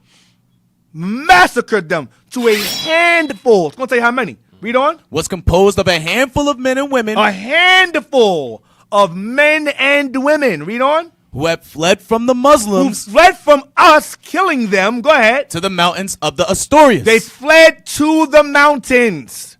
And they fled to the Caucasus Mountains the same way. Read on. Its one stronghold was the cave of Covendonga. Its one stronghold was the cave of, look that up please, Google that, the cave of Covendonga. They dwelt in the caves of Spain and Europe of Covendonga. This is it right here. This is their cave, this is their home here. Give me Petra as well. Let me show you the difference. Blow it up some, image here. This is their cave in the mountains. You will have to use the slider. Use the sliders at the bottom now. If you zoom in. Yep. Yep, this is their home. They built this. They built here. And we conquered them. When the Moors conquered them, we forced their behinds into the mountains. And they built this here. They built this right here as their stronghold. This is Petra here. So they're very, very well versed in living in mountains. That's their thing. That's why we call them Caucasians. It means cave dweller or troglodytes. All right? Let's go back to the book now. Its one stronghold was the cave of Covendonga, where Pelagius, Pelagius, go ahead. Or Paleo. He goes by three names: Pelagius, Paleo, or Beleo. Okay, read on. Had gathered 30 men and 10 women. He killed a population of Edomite or Europeans to a point where it was 30 men and 10 women. Handful. We killed them to a handful because we knew what kind of evil we were dealing with at that time. Read on. Here in the dark recesses of this cave. Here in the dark recesses of this cave. Go ahead. Which was approached through a long and narrow mountain pass and entered by a ladder of 90 steps. They built a ladder of 90 steps up a mountain to go home. Go ahead. Was the germ of the future kingdoms of Castile. So this 30 men and 10 women was the germ we did not get rid of. And it grew and rules today. That's what happened. How we wiped them out, we still be ruling today. We didn't wipe them out because God was like, nope. Not yet. They must rebuild the desolate places. They must rebuild. Read again. This what? It says this was the germ what? Was the germ of the future kingdoms of Castile and Aragon, and also of the downfall of the Moor. The downfall of the Israelites. That's the beginning. These 30 and men and 10 women is the germ of the Italian Renaissance. The Reconquista. The white man's regaining of power on the earth as Rome, which Spain and Portugal are an extension of. And America and Britain is an extension of. We are still in Rome. As in Roman captivity or Roman subjugation. It hasn't changed. Read on. An Arab historian said later. Watch this. Would to God the Muslims had extinguished that spark which was destined to consume the dominion of Islam in the north. And he might have added in Spain. An Arab or a historian said we should have killed them all off. We shouldn't have left none of. I saw Obadiah said what? None of the house of Esau remaining. Right. What we failed to do here, we're going to be successful in the kingdom. Right. We're going to wipe them out entirely. There'll be no more Edom. Ain't no good ones either. Yeah. They all getting wiped out. What's that song about? Finish him. No more. Ain't no more of them will remain. Like the last time. The Lord said, I'm going to kill you. I'm going to destroy them according to mine anger. Because your anger is BS. You got to take on my anger to destroy these nations. Right. Because your anger is bullshit. Your anger left them alive. I don't want them alive. I want them gone. That's the same mistake that Saul made. The Lord said, kill all of them. Saul said, now there's some good ones. There's some good ones. You broken wrist niggas. There's some good ones. Bring it out. Bring it out. Read that. When Alfonso of Cantabria married the daughter of Pelayo in 751, the cave of Covadonga no longer held the insurgent band. The insurgent band. Go ahead. He roused all the northern provinces. Alfonso was the one that rounded them together when they grew in number, rounded them together after Pelayo, and said, okay, we're going to fight against the Moors. And they start to conquer us, land by land, city by city, then country by country, until we were no longer in power anymore. We got a text? What did I say?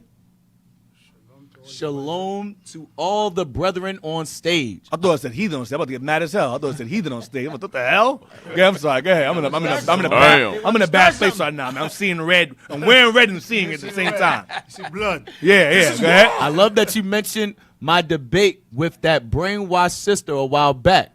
I hope you all are well. Loving this lesson. All praises. Yep. Have you guys ever asked any of these apolopathetics to look at the more ancient coats of arms of European Oh, we're going to families? get there. We're going to get there. You're going to get there, and you can share that with them and see if they argue that. Yep. See them argue that. And they got the coat of arms in Europe now on the walls. Yep. Go ahead. European families, dynasties, and armies. Yeah, we getting there. Go ahead, we getting there. Irrefutable evidence there. Yep. I know you love hitting them over the head, Deacon. Yes, I but do. That's a nail in the coffin for sure. Yes. But I have to kill them by inches, so I can't go there right now. Yeah, we're getting there. I got to be surgical, bro. I got to cut them. I got to use the scalpel and don't use no anesthesia. Just cut them. You don't even see it coming. Read that. He roused all the northern provinces against the Moors and gathered an army which drove. We have the little page or no? Go ahead. Them step by step further south. Push us further south. Go ahead. Until he had pushed the Christian frontier as far as the Great Sierra. Go ahead. So that the one-time Visigoth capital of Toledo marked the line of the Muslim border fortresses. They conquered. That's all I wanted. So they conquered us. So that's the transition of power. So had we killed off those 30 men and women and 10 women, we would have been good. But the Lord says, in the kingdom, I'm going to make sure you guys do what you should have done from the very beginning. Wipe them all out. Because they're the border of wickedness. And as long as they're around, there will always be evil in the world. Okay? They are. The Bible calls them wickedness is on all nations. You got evil. We got wicked Asians, wicked Arabs, wicked black, wicked brown people. But there is a nation of people the Bible calls the wicked. The, as in above all else. This nation is the capital W. The capital W wicked. The wicked. Of all nations. Cain all over again. Child of the devil. And the Lord says he saved them so he could channel his anger in them. Yep. So when he destroyed them, so we all know that he is the Lord. Yep. You need Conquest of Spain now? Conquest of Spain? But Arab Moors, Volume 1, I want page 392. Conquest of the Arab Moors. Page 392. Let's see. Read. Had Spain really expired as a nation? Was the God of the Christians in all parts tributary to the God of Islam? To these questions, he proudly answers, no. She still lived, though destitute and poor, in a narrow corner of what had been a vast and powerful kingdom. When we got conquered, go ahead. The Spanish Goths, at first impelled by the simple instinct of self-preservation. We killed them off and pushed them into the mountains, 30 men and 10 women. So they were focusing on self-preservation. Right. Go ahead. Had fled in all directions before the fiery march of the Muslima after the first fatal battle in the plains of Sidonia. All it took was one. We were well equipped. When we showed up in Spain and Portugal, we were built. We were diesel. There was not a fat among us. No one fat among us. We were a problem. Them Edomites is comfortable and fat and rich, and they were caught off guard. We slaughtered them, and we enjoyed every ounce of it too. I enjoyed talking about it. Go ahead. They had taken with them in their flight all the movable property they could carry and the treasures of the churches. Yep. Some had passed the Pyrenees to join their kinsmen in Septimania. That's France. The Septimania is France. Go ahead. And others had hidden in the mountain valleys of the great chain barrier. So Edom did. Go ahead. While a considerable number, variously stated, had collected in the intricate territory of the Asturias and in Galatia. Galicia, go ahead. Galicia, excuse me, where strength of position made amends for the lack of numbers and organization. They had a positional advantage because they was in the mountains, so we couldn't attack them anymore because now they're in the mountains. So they were positioned in a more. There was less of them, but because of their positioning, they can fend off enemies, which is us. They had the high ground, right? Read on. And where they could find shelter and time for consultation as to the best manner of making head against the enemy. And what they did first and foremost was intermarry with us. They sent the women in against us first. That's what they did, and got inside information and they saw that there was division among us already. Yeah. So they exploited that. Okay, send the women in there because when the Moors were ruling, we had what you call Slavs, which were white people, white slaves. Yeah. Yep. We had a thing we called white women exotic. We liked two things. We brought out a long time ago. Mm-hmm. Jake liked two things, and things don't change. We liked thick black women, Snow bunny. and we liked snow bunnies. And snow bunnies are more expensive than the thick black women.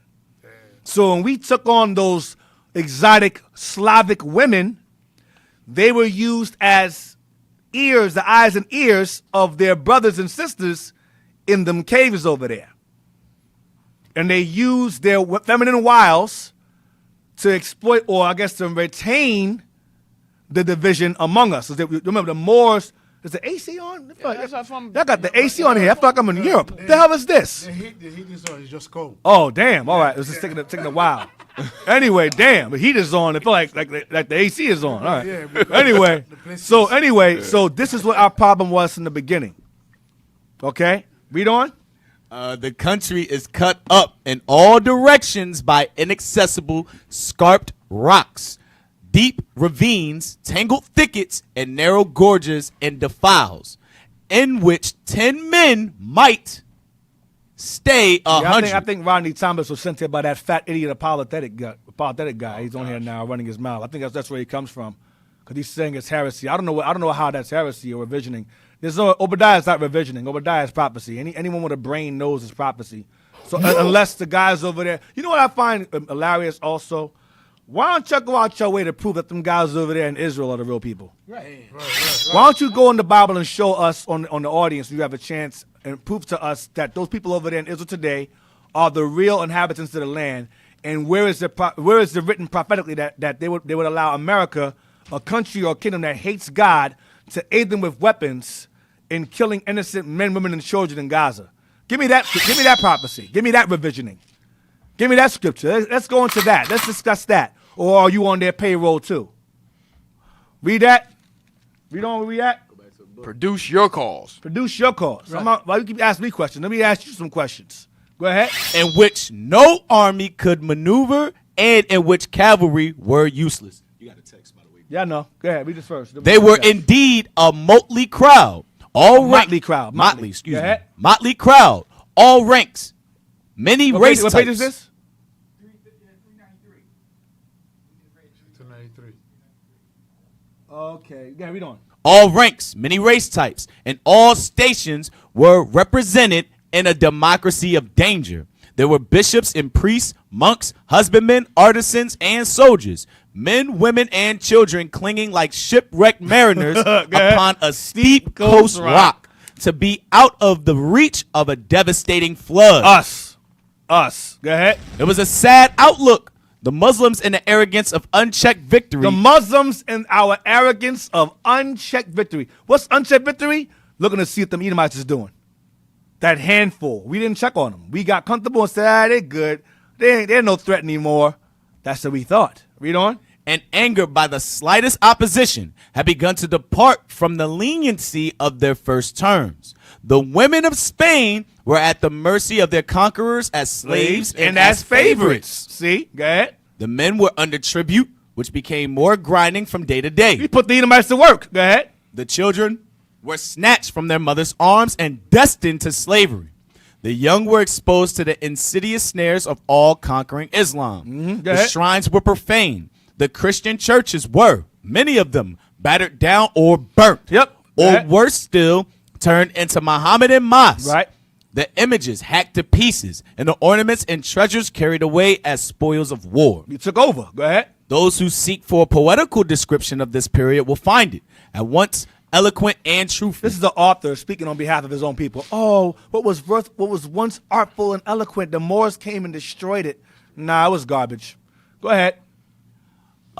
In the Chronicle of Alonso. In the Chronicle of Alonso the Wise, written 5 centuries afterwards, he calls it the Morning of Spain. The Morning of Spain. Go ahead. Lanto de España. It is a nation's cry of despair. Okay. Go All ahead. was lost and there was no hope. Not so. Go ahead. To say the Moorish advance, To stay the Moorish advance. to stay the Moorish advance, to assert the unconquered independence of Spain, to recover the lost nationality. Why? Because when they got forced into those mountains, they began to forget their original Latin tongue.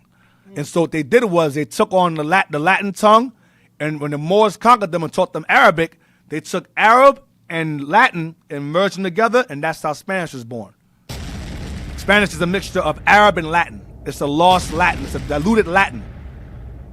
They learned that they began to forget their Latin tongue in them caves, and so they took bits and pieces of Arab and incorporated it into Latin. That's why you have linked words like la in Spanish, la leche, algebra, almanac, la leche, el libro, all that al is Arabic.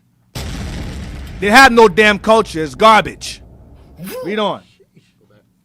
Read that. Let's say vulgar Latin what?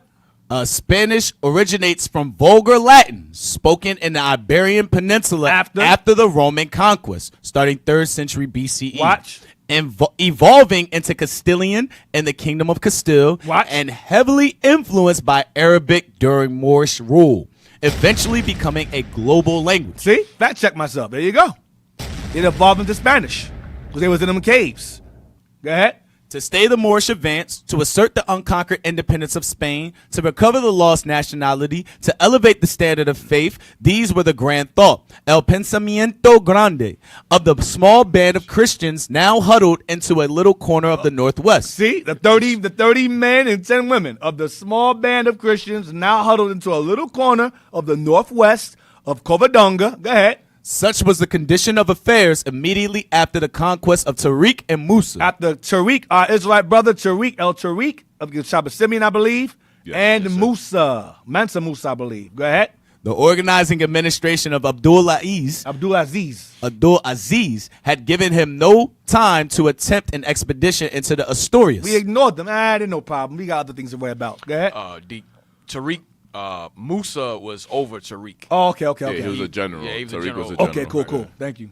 Go ahead. But Ayub, in his brief emirate, had sent his troops to Recontoir, and finding in the more open parts of the territory no show of resistance, he had contented himself with passing around the mountains to the coast and taking possession of several ports on the Bay of Biscay. So we go around the mountains, ignore them, and go about our business. Go ahead. He left at Gihan as governor of that coast region. Othman ibn Abu Nezza, the Manuza of the Chronicles, who will appear again in this history. Thus, the Christians were encompassed by their enemies. So the mountains, we built an empire around the mountains they were in. So we surrounded them. Go ahead. But this was an additional incentive to their prompt action. Go ahead. They did not fear the invasion of their rocky retreat. They had the high ground, the advantage. Go ahead. But they must burst through the circle of fire. The circle of fire is us. Go ahead. In 717, on the disposition of Ayub, Al-Hor, as has been seen, became Emir. And while with fresh enthusiasm he was preparing to penetrate into Gothic Gaul, a rumor came to his ears that the Christians were stirring in the Asturias. They had just The conceived. Christians were stirring in them caves. Go ahead. They had just conceived el pensamiento grande. What's that mean? The big what does that mean? What's that mean? The big thought. The big thought, okay. Yeah. They struck their shields, as it were, to allure the Muslim They grew some balls. They ready to fight now. Go ahead. to this pitch of valor and defiance. They have been raised by the appearance of Paleo as their leader. Paleo was the leader of this revolt against the Moors. Paleo, go ahead. And here it is necessary to pause to rescue, if possible, the historic facts from the tangled mass of the romantic fiction. Who is Paleo? Is he but a hero of romance? No, because his grave is in that mountain. His grave is in Paleo. Yeah, but they romanticize him. You romanticize him as well. Like Person. he's a real person. Like King Arthur, romanticized this guy, but he was real. Go ahead. Whately, in seeking an illustration for the nebulous philosophy of the day, likens it to a mist so resplendent, with gay prismatic colors that men forget its inconvenience in their admiration for its beauty. Go down to as the specific. Let me to the point. As to the specific actions. As to the specific actions and the portraitures of the prominent actors of the time we find ourselves when investigating this rising of the Spaniards. Esau, go ahead. Enveloped by the mist of fable, party-colored and shining, but distorting individuals and groups and concealing the beautiful landscape. And these fables have been wrought into such attractive pictures that the true history seems tame by comparison. Mm-hmm. With this preliminary thought, we return to the king or chief elected by this forlorn hope of Christians and Nestorius to consolidate their power and lead them to the perilous attack. He was, say most of the later chroniclers, Paleo or Pelagius, and those who do not mention him present no other personage in his stead. He's a guy. Go ahead. The first inclination of... Go back real fast. Go back. Go down. Okay, go back. I'm sorry, I saw something. Go ahead, go back. Go next page. Go ahead. The first inclination of the historical student, as he is met by the vague and conflicting stories, is to reject the claims of Paleo as a real personage. But a more careful examination of the authorities leads him, step by step, to a different opinion, that such a person did live and perform the great task. He's buried in those mountains in Covadonga. He's buried there. His burial's there. Go ahead. And that he bore that name. Uh-huh. Many apparent discrepancies are readily explained, and the great fact demands such a belief for its full elucidation. Stop there, read the text. I'm sorry. I'm going to read the text after that page. I'm at 398. We're going to stop at 398. We're going to stop at page 398. Read, let's say, all praises. All praises. This is not a fire class. This is an inferno class. All praises. All praises to the Most High. Mondejar says that up to the year 753, the Spanish Goths had no king, but only chiefs, caudillos. That sounds like Edom.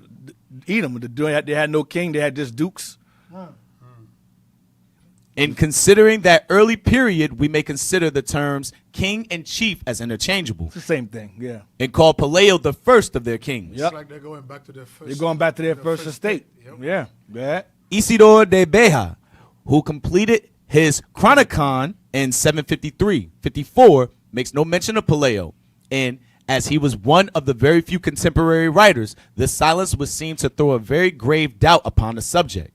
But he celebrates the fortitude and valor of Theodomir and Athanagild, who were successfully caudillos de los cristianos desde el principio de su opresión. Okay, all right. Okay. That's the wife. That's wife's influence. Congratulations. It has been suggested that the silence of Isidore concerning Paleo and his casual mention of Theodomir and Athanagild are by no means conclusive, as he may have written a special chronicle upon the Christian successes in the Historias, right, which has been lost. He refers to an epitome of the epitome, Arabs, of the Arabs, which he had written, but which is no longer extant, and which might have thrown greater light on the subject. Jump down to the story of Paleo. The story of Paleo became current among Arabian chronicles. Ibn Hayyan, who wrote 3 centuries after these events, had adopted the earlier accounts, with no hesitation as to his personality, but with a curious moral contradiction in his estimate of the man. He says, During Mbasa's administration, a despicable barbarian whose name was Bile. Bile is Paleo. Go ahead. Rose in the land of Galicia, and having reproached his countrymen for the ignominious dependence and their cowardly flight, began to stir them up to revenge their past injuries. Yep. And to expel the Muslims from the land of their fathers.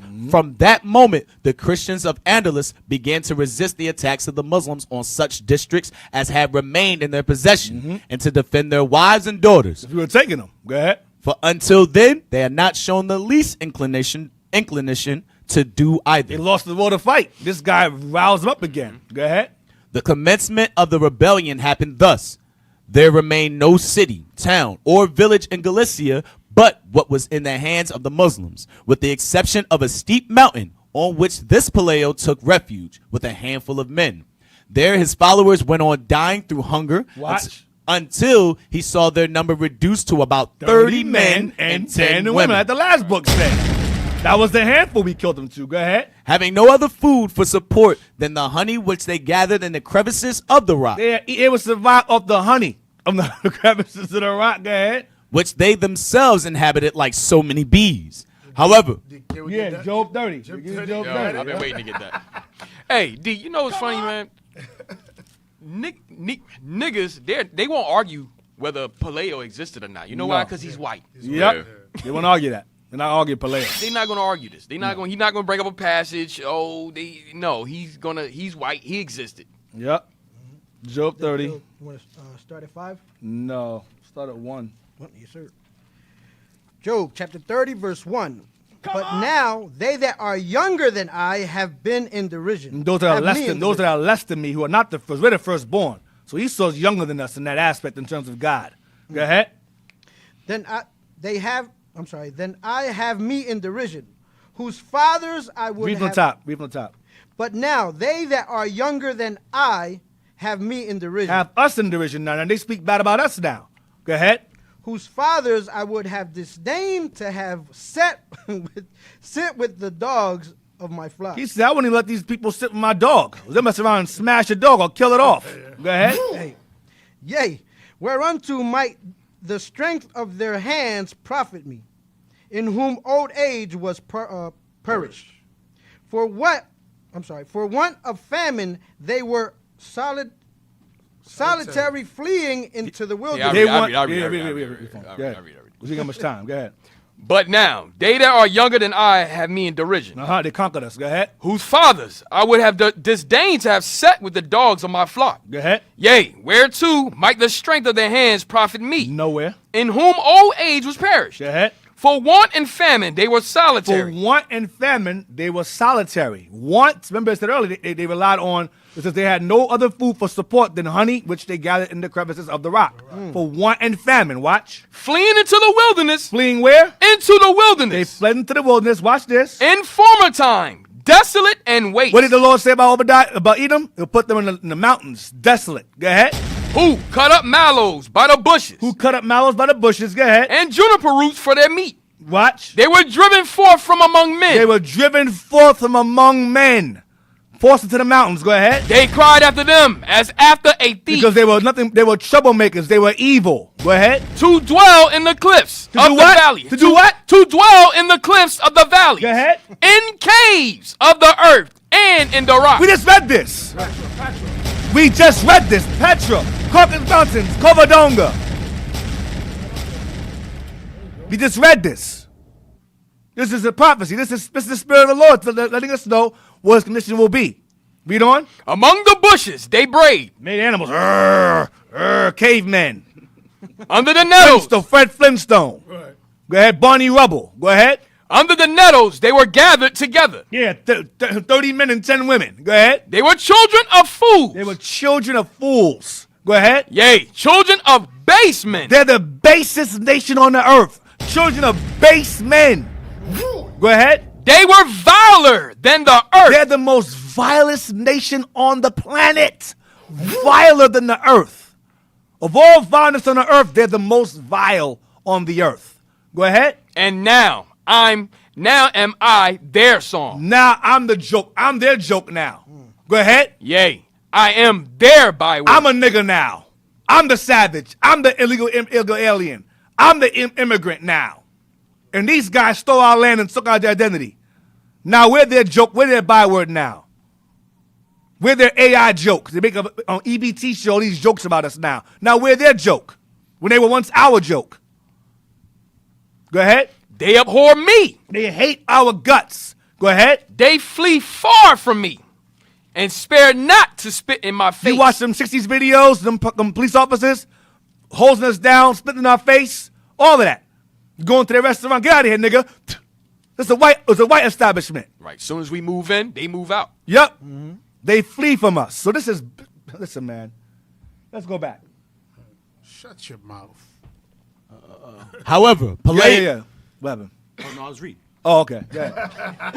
Say something. Keep that fire going. Say something. Go ahead. However, Paleo and his men fortified themselves by degrees in the passes of the mountain. They built the fortress now. Go ahead. They took the advantage of the mountains and made a fortress out of it. Go ahead. Until the Muslims... No. Read again.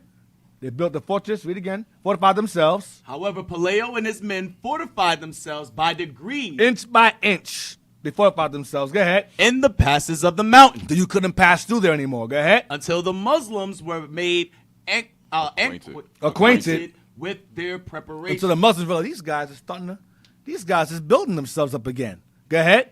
But perceiving how few they were. But we perceived, these guys are mobilized, but there's so few of them left. Go ahead. They heeded not the advice conveyed to them. What was the advice given to us? Read. And allowed them to gather strength. And we had men saying, no, we should kill these guys off. Yep. They're going to be a problem. We did not listen. What do we say instead? Watch. Saying, what if 30 barbarians perched upon a rock? They must inevitably die. But they didn't. We thought they would, but they didn't. They're like roaches. They're coming right back. They're like Chucky. Friends to the end. Remember that movie I see in Chucky? He said, God, they kill me. I'll come back. I always come back. Dying is such a bitch. That's Chucky. Red hair, same thing. Blue eyes, same thing. Yeah. Charles Lee Ray, same thing. Evil as hell. Shiftless. Read on. In the Chronicle of Abdelum, Paleo is mentioned as the son of Vedamundo and the nephew of Roderick. It's a lot of Rodericks. Go ahead, down the line. Go and ahead. That of Sebastian of Salamanca. He appears as the son of Favila, Duke of Cantabria. Yeah, Cantabria. Yeah. And that of Oviedo. His father is called the Duke of Alava. The Duke. Genesis, please. That's exactly Duke what Duke of Cantabria. Remember I said they had no king. They had no king, yeah. They only had chiefs. Right. Edom had only no king and they had chiefs. And they had dukes. It's the same freaking people. Duke of Cantabria. Duke of Alava. Nothing new under the sun. Dukes. No, I want. Genesis 35? Oh, that one.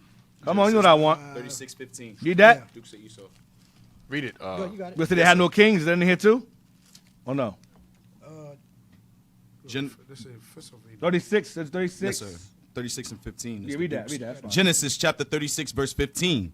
These were dukes of the sons of Esau. These are what? Dukes of the sons of Esau. These were dukes of the sons of Esau. Go ahead. The sons of Eliphaz, the firstborn son of Esau. Duke Teman, Duke Omar, Duke Zepho, Duke Kenaz, Duke Korah, Duke Gadam, and Duke Amalek. These are the dukes that came of Eliphaz in the land of Edom. These were the sons of Ada. These nations, listen, man, dukes. They were dukes in Spain. Yeah. It's Edom all over again. Oh, the Edomites were never left to go to Europe. No, be quiet, Rodney. Be quiet, bro. Where we at? Whatever slide. What page is this?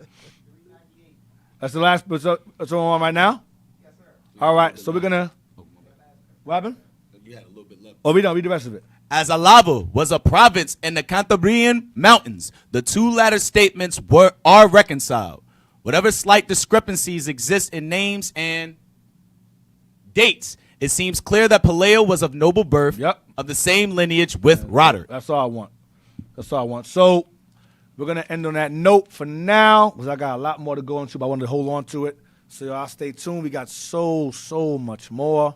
But this is the transition of power from Jake to Esau. All right. Well, I'm going back and forth. Not really so much, but I'm showing y'all the beginnings of how Esau began to take over when we were ruling. All right, in Spain and Portugal. So, we're gonna end on that note. Yep, Cap. Yeah, one last scripture. Yeah. Psalms 106. Come on. That's what happened. Like the Lord says to finish them off, and we didn't do it. Yep. Psalm 106:34.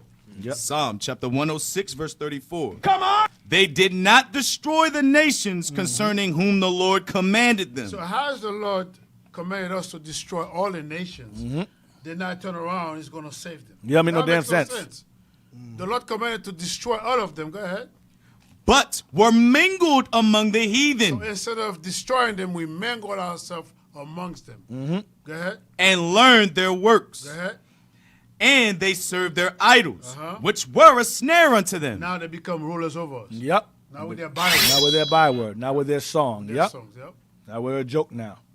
So, hope you guys enjoyed this lesson. I enjoyed it thoroughly, to be honest. You people in the audience, y'all piss me off and make the class even better.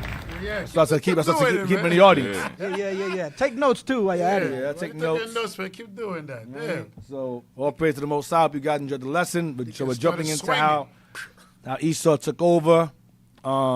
It's in brief, but we're gonna eventually transition back to before they took over. This is just a bit of a side note in a way. How pretty much how we ruled Europe. That's what I'm going into, and how Esau took it over, whatever. So hope you guys enjoyed that.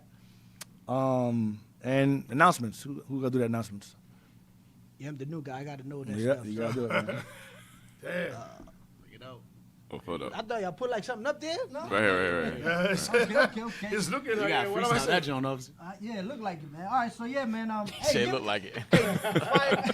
Look at deep. Fire class. That's how man. this Yo, goes. Take notes, man. Take notes. And criticize all you want, man. Nothing there is no and bad share the criticism. Yeah, share it while you at it, man. 'Cause, We had a text, by the way. Did you have a text or no? We did have one, didn't Let me read it real fast. What did it say real quick before I go? Shalom, deacon, leadership, Most High in Christ bless you all. During the so-called King of England, there was a supposed ancient stone which was positioned under his so-called throne, which they claimed was the stone our forefather Jacob used as a pillow when he had his dream of the ladder. Have you ever come across anything info like this? No, I'll look into it, though. Sounds pretty interesting. I'll look into it. Thank you. Yes, sir. I'll look into Yeah, that. supposedly. Yeah? Jacob Stone is called, but I don't know how. Oh, we don't know sure how that is authentic yet. it is. Yeah. It might just be a nod to him being our forefather. Yeah. All right. Go ahead. I'm sorry. So hey, be sure to Talking to Mike. I'm sorry. Yeah, be sure to make sure y'all look us up on YouTube. We got IUIC Philadelphia in the classroom. Donate to our hidden history on PayPal, IUIC Philadelphia at IsraelUnite.org. Donate to the Booster Club, most definitely that. Y'all know that helps us go a long way. Right. Yep. That definitely right there. As you can see, man, we use. Hey, listen, you see what we do with our funds, man. We ain't keeping nothing. We ain't buying nothing for ourselves. Everything is for the nation. And for you haters that don't like it, you cannot stop it. That's right. It's going to go on, all right? So donate to the Booster Club on PayPal, IUIC fundraising at IsraelUnite.org. Last but not least, subscribe to IUIC TV to get exclusive content from the leadership of IUIC. Hey, we got a YouTube, right? We got our own YouTube for our hidden history with all the Yeah, we do. We got all the episodes on there, so make sure you go on there. Our Hidden History Radio. Right, on YouTube. Because a lot of people do call and they want to know, what episode is this? What episode? Go there. We got everything from the everything's first on there till today, right? Yep. Okay. Also, we got our missing persons. Where am I at right here?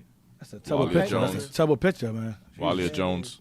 Yeah, missing persons. Our sister Walia Jones. Walia was last seen on December 10th, 2025. She was last seen wearing a yellow, blue, white jacket, blue sweatpants, and a black school bag. As y'all know, if y'all see or know of anything, make sure you contact authorities concerning this. As you can see, man, we about our people, man. So let's find our missing. That's family. At the end of the day, it's family. You know what I'm saying? And we out here to make sure that we find our lost ones. Hopefully, they're found safe and It's a sound. tall sister. Yeah, she's 6'2" at 13 years old. Very tall. Wow. Yeah. I wish they had a better picture of her. Don't like that picture, How you but feel Rose about will find that, her. Chatel? Hey, but yeah, no, be involved in that, man. Oh, Brothers man. and sisters, we need y'all help for that, Half okay? your age And, and twice your height. All praises to the Most High. DJ, you got. All right. Yeah, man. You're a giant in the That's spirit. right. That's you, right. Cat. That's All right. praises That's to the right. Most Come on. Yeah, man, it's gonna be all right, man. Hey, the land fund. As y'all Yo, can we see, got the land. We got it. All praise. Got the land, man. We in Oh, phase 2. praise We the are Lord. Yeah. That's We are in awesome. phase 2. So please, if y'all Right. can, donate. We have much to do. We need a mule. We got Much 40. we got 40. You just need a mule. Yeah, We got yeah, 2 of those, sure. maybe more. So help us We got it, cultivate. Esau. We're gonna do some big things. So y'all know where the money goes. You've seen where it goes. You see what it does. You know we're not riding around in G wagons. We don't do that over here. So that stuff. those will contribute. Give your contributions. Your willful offerings. We have a lot in store for what we've accomplished. Thanks to you all and your contributions and your free will offerings. We don't do tithing here. Y'all know that already. But I'm talking to those who are new. But we appreciate your contributions and your willful offerings. The donations go a long way towards the land, towards our travels. So we thank you for that. But without you, these things would not be possible. So we Right. thank y'all far and wide, and those who are near. Thank you. Right. So with that being said, make sure you guys donate. Hold on, go back. IUIC. I don't know if they've seen it, but just in case. IUIC at IUIC. nationhood at israelunite.org. In the notes, select, put land. Yeah. All right. Yep. Section. Note section, put land. Yes. All right. Here we're seeking assistance to enhance our national broadcast. Kindly spare a minute to provide feedback about answering 5 brief. On IT's conduct. So far, today was very good. Did an excellent job today. Yeah, Give them a round of yeah. applause. They did a good job today. in They're the probably spirit. happy Abaddon not here to do what he do. He love going in on them. Damn. Hey, but y'all proved them wrong today. Manny Y'all is proved them happy, wrong yo. today. Manny's happy. Damn. All right. But still, it's his fault. I mean, understand the spirit, man. Bring your ass back. Right. So here you go, man. Here you go. That's what it is. Y'all see the barcode. Make sure y'all scan it. Yep, scan that. Scan right. that. All right, so all praise. That's it? Yes, I sir. believe that's it. There All you right, go. all praise to the Most High. Hope you guys enjoyed the lesson. Hope I was able to answer all of your texts and your questions. We're gonna delve into this. I actually touched on this before. This is a revision, a re-up, pretty much, a rehashing. Yeah, because if you go to our channel and go all the way to the old videos, I touched on all this before. That's why it's called 2.0, because I did it before. But I'm just giving more details to it. So if you guys want to always go back and watch it again. But I hope you guys enjoyed the lesson. I thoroughly enjoyed you scoffers and scorners on here. You made my day. You made the lesson even better. So thank you for your ignorance or willful ignorance. And with that, we say shalom. Until next time, shalom. Most High Christ bless y'all. See y'all next time, Lord's will. Life lasts. Shalom. Most High Christ bless.